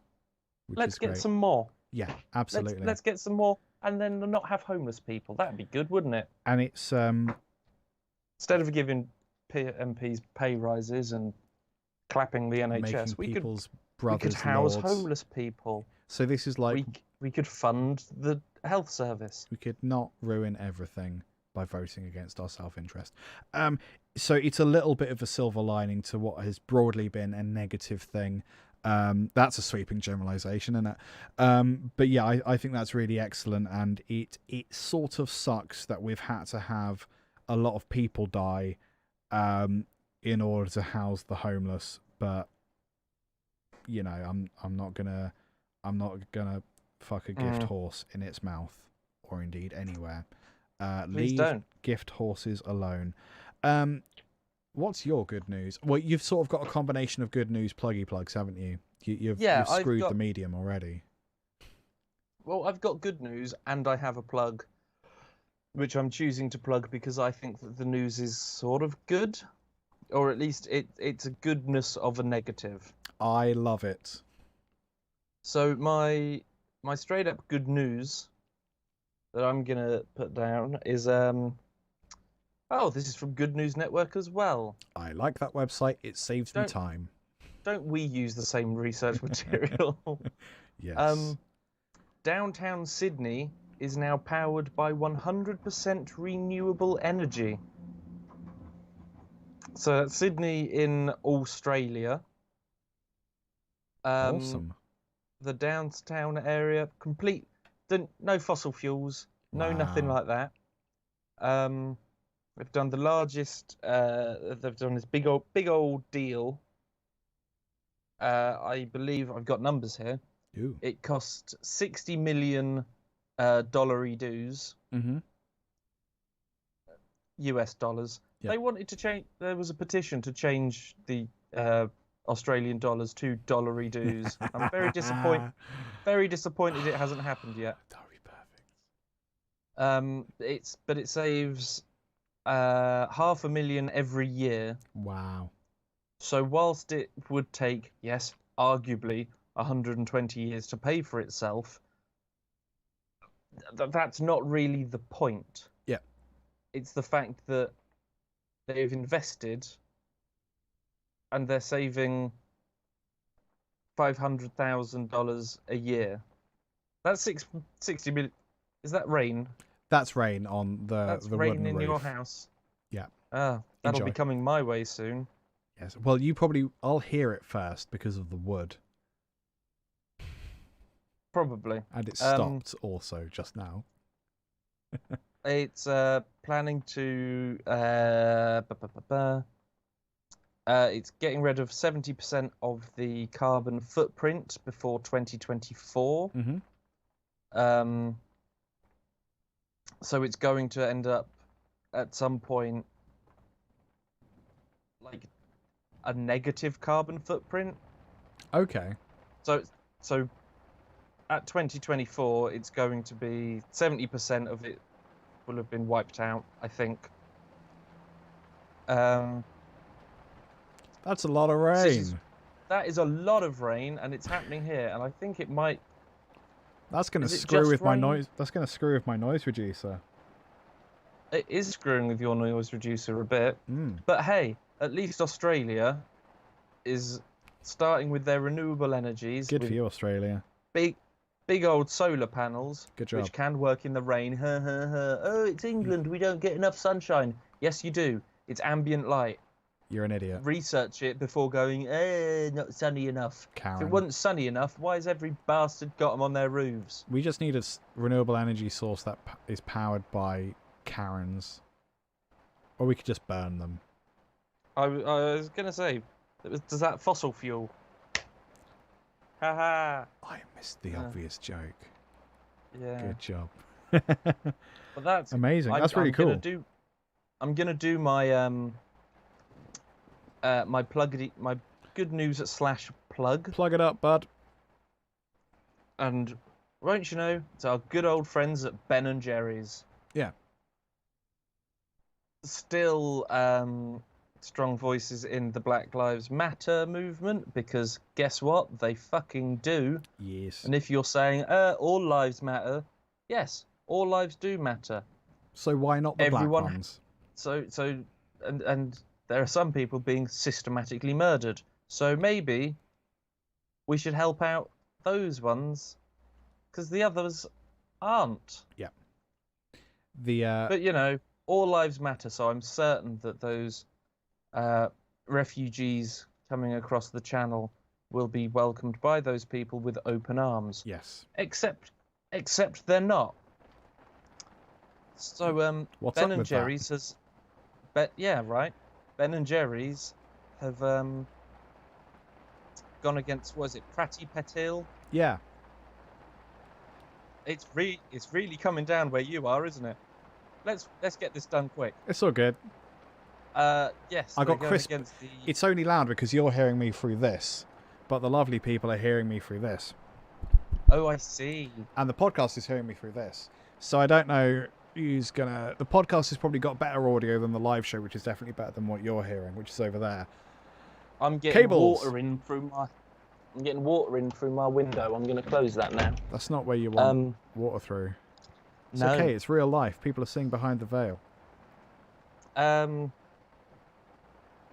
Yes. Priti Patel said that we needed to stop them boats coming over. Yeah. Those tiny boats full of desperate people fleeing countries that we are bombing. Yep. Or at least selling the bombs to the people that are bombing them. We are responsible. How dare they seek a better life for themselves in a different country? Who do they think they are? Tommy Robinson? How dare they do what's best for their children, like Dominic Cummings, apparently. Apparently. Well, you should be driving 60 miles up the A1. So, yes, Prati Patel sent out a tweet saying that we should stop all the desperate families from fleeing death, torture and climate change. Ben and Jerry's basically spent some time telling her to shut the fuck up, starting with people cannot be illegal. Yeah. So whilst, yay, these people, this company who employ people who are out of prison, because guess what? America still wants the slave trade. They've just put it under a different brand. Yeah. They're still going for Black Lives Matter. Yeah. They actually give more of a shit about people than the people whose job it is to care about people. Yeah. Yeah. And if 100%. and their ice cream, fucking tasty. Yeah. It's nearly worth £5 worth just because tasty. Yeah. Now you've learnt this stuff. I would be buying the ice cream even if the ice cream wasn't really ice cream. I think it was during the lockdown. I think it might have been before actually when I learnt that Ben and Jerry's in America employ previously incarcerated people who would otherwise just not have jobs, but they pay them a good wage that they can actually live off of, which otherwise they would not have. When I learnt that, I stopped buying Ben and Jerry's only when it was reduced, and I'll buy Ben and Jerry's when it's not reduced. And now that learning about again actually being advocates for what I'm just going to call basic human empathy, I'm going to continue to buy their ice cream, and I'm considering buying their shoes now as well because they look comfy. If they come in a 13, they do shoes. Yes, if they come in a 13, that could be a done deal. And there was a lot of backlash on Twitter about how dare these ice cream people have a say in human rights issues, and I'm like, if an ice cream manufacturer, someone who makes joy for our mouths, if they have a clearer understanding of some really basic human stuff, that says a lot about our current leaders. So you shouldn't be telling the ice cream people to get back to making doing ice cream. Maybe we should have better leaders. It Should have really is that people simple. That are doing a job well enough so that celebrities and people making ice cream don't have to get involved. Yeah, 100%. So I yeah, have a feeling good we'd plug. have a lot less to talk about, but you know. I feel like we could concentrate on being funny about silly shit rather than pointing out silly shit. Ben and Jerry's shoes do look hella comfy. They do, right? But good lord, there's a lot of zeros. How many on zeros? some of these? On Farfetched UK, they're going for $4,500. Wow. Okay. Farfetched.com. Oh yeah, they're super limited edition. Fair enough. 3,800. Chunky Donkey.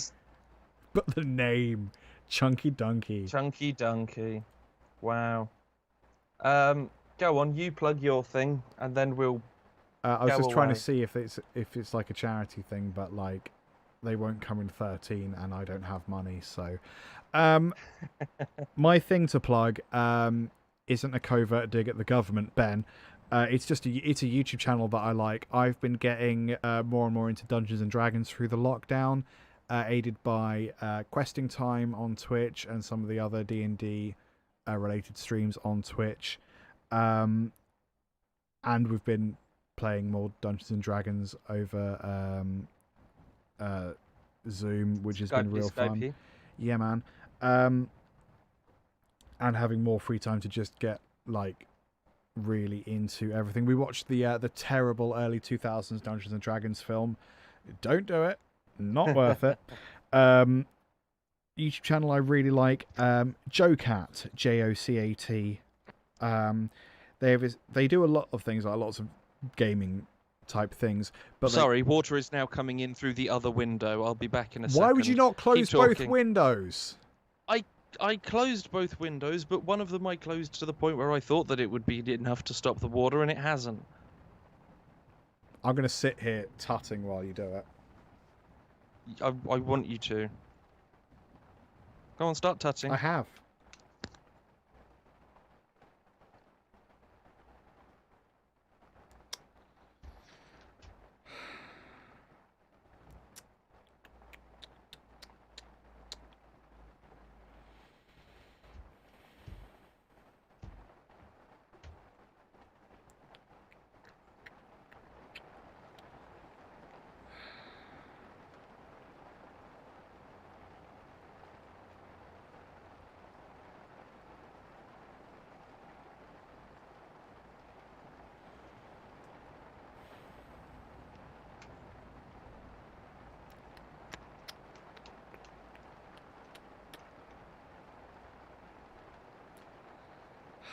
still don't hear tutting, Liam. I was tutting plenty. You go fuck yourself.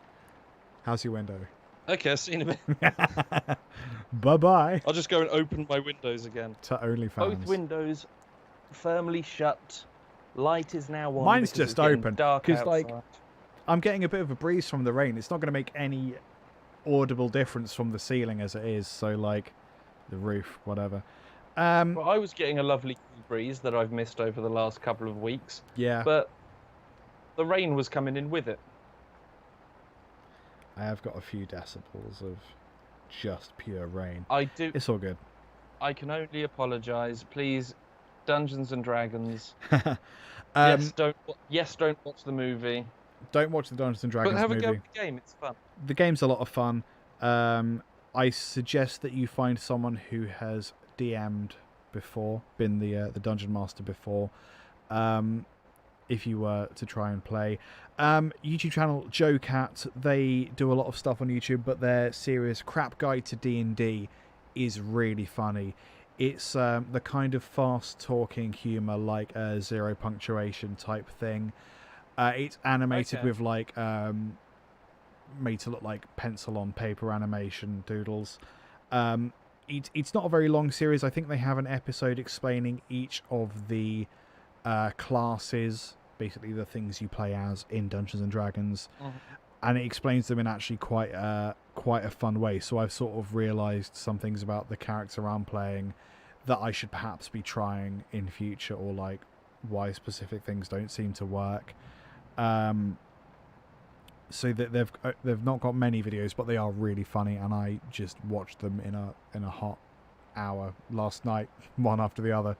So that was really good. Joe Cat on Sweet. YouTube, or Ice Joe Cream. Cat on YouTube. Yeah, man. Hey, why don't we get some Ben and Jerry's? In the rain. Sit on a big long sofa with the windows closed so we can socially distance. Yeah. Eat some ice cream. And watch some Joe Cat. I mean, it's raining right now, but that does sound like fun. It is. So let's not necessarily do Soon. that straight away. Soon. When the sky stops making noise, Yes, that's important. we'll do that thing. Let's wrap up the podcast. Check us out. And then wrap up the live stream. 3 hours. Yeah. It's pretty It has good. been over 3 hours. Which is good, because that's what we were aiming to do, but I didn't tell Ben. No, I wasn't informed. This has been the Conversation Hat podcast. This particular episode was recorded as a live stream. A pretty good live stream. You can find Convo Hat Podcast on Twitch, twitch.tv/Convo Hat Podcast. We're also on YouTube, but we don't have a URL yet, but you can find Conversation Hat Podcast on YouTube. These live streams happen currently once a month. Just as soon as the world stops being bullshit, I will do more stuff, probably.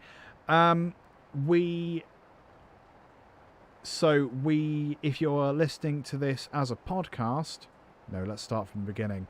If you're watching the live stream, hello, we will be back in a month, so save the date. If you are listening to this as a podcast, you only have to wait 3 weeks. Oh boy.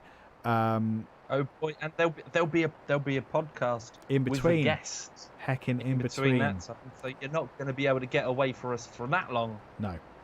Good stuff. No. If you No, sir. if you are like what we're doing but kind of wish it was better, you can support us on Patreon. Go find Conversation Up Podcast on Patreon.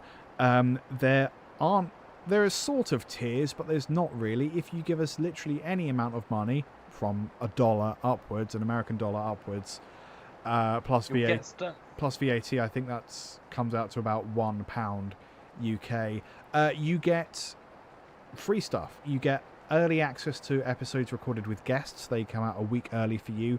You also get a exclusive patron only mini episode. It's a single question recorded just for patrons, which is pretty dope. You can also get bits of merchandise through Patreon as well, and access to the aforementioned good stuff. There's going to be an advert probably reiterating exactly what I just said. Ben, where can people find you online?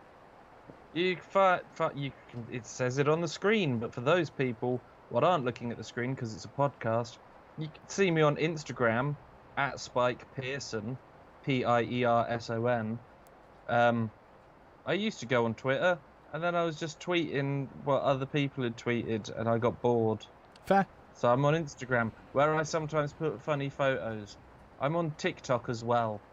Yeah, you are. Where I put funny shit,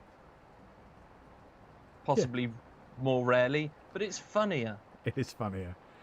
Good stuff. So if you want tiny videos of me or pictures of just shit near me, then go on them. Stuff what you've My been life there. is exciting. I am at LT Guitarist on most platforms. I think I'm Liam Taylor Guitar on Instagram and Liam Taylor Guitar on YouTube. I do live streams. It's pretty good. I'm great. It is good. Thanks, buddy. Yeah. And he is great. Let's fade out the podcast. I'm gonna hit stop. Fade out. That's what that means. Goodbye. Boop. Done it. You Oh, I can should press stop. you can hit Great. stop as well. We are still live. If for people wondering why we're still live. Do we have anything we want to say to the chat or to the live stream, other than thanks for being here? This show is better when people talk, so thanks. Or if you're just lurking, that's also okay. Yes, we appreciate the company. Yeah. And we hope you do too. Oh boy. And we will see you next time. Lovely, lovely live stream pod babies. Shall we bail? We love you. Shall we go hang out in the Kisses. rain? Yeah, let's just go.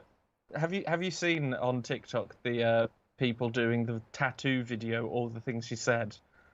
No. But there's just two dudes dressed as schoolgirls, standing in the middle of the street while it's hammering it down with the rain and blasting tattoo, all the things she said. Just like rolling around on the floor. It's funny. Good stuff. That's something to go watch. Anyway, Amazing. see you later, peeps. See you later. Bye. They wanted a daughter, so they made an exchange. I'm just going to come back to apologise for the fact that Roman is the wrong aspect ratio. I keep telling him. God damn.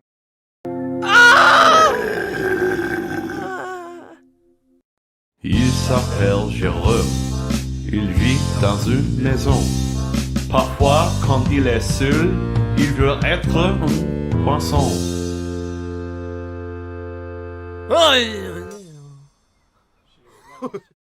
Will you take a Mount Splashmore? No. Will you take a Mount Splashmore? No. Will you take us to Mount Splashmore? No. Will you take us to Mount Splashmore? No. Will you take a Mount Splashmore? No. Will you take a Mount Splashmore? No. Will you take us to Mount Splashmore? No. Will you take us to Mount Splashmore? Will you take us to Mount Splashmore? No. Will you take us to Mount Splashmore? No. Will you take us to Mount Splashmore? No. Will you take us to Mount Splashmore? No. Will you take us to Mount Splashmore? No. Will you take us to Mount Splashmore? No. Will you take us to Mount Splashmore? Will you take us to Mount Splashmore? If I take you, will you two shut up and quit bugging me? Yeah, of course. Well.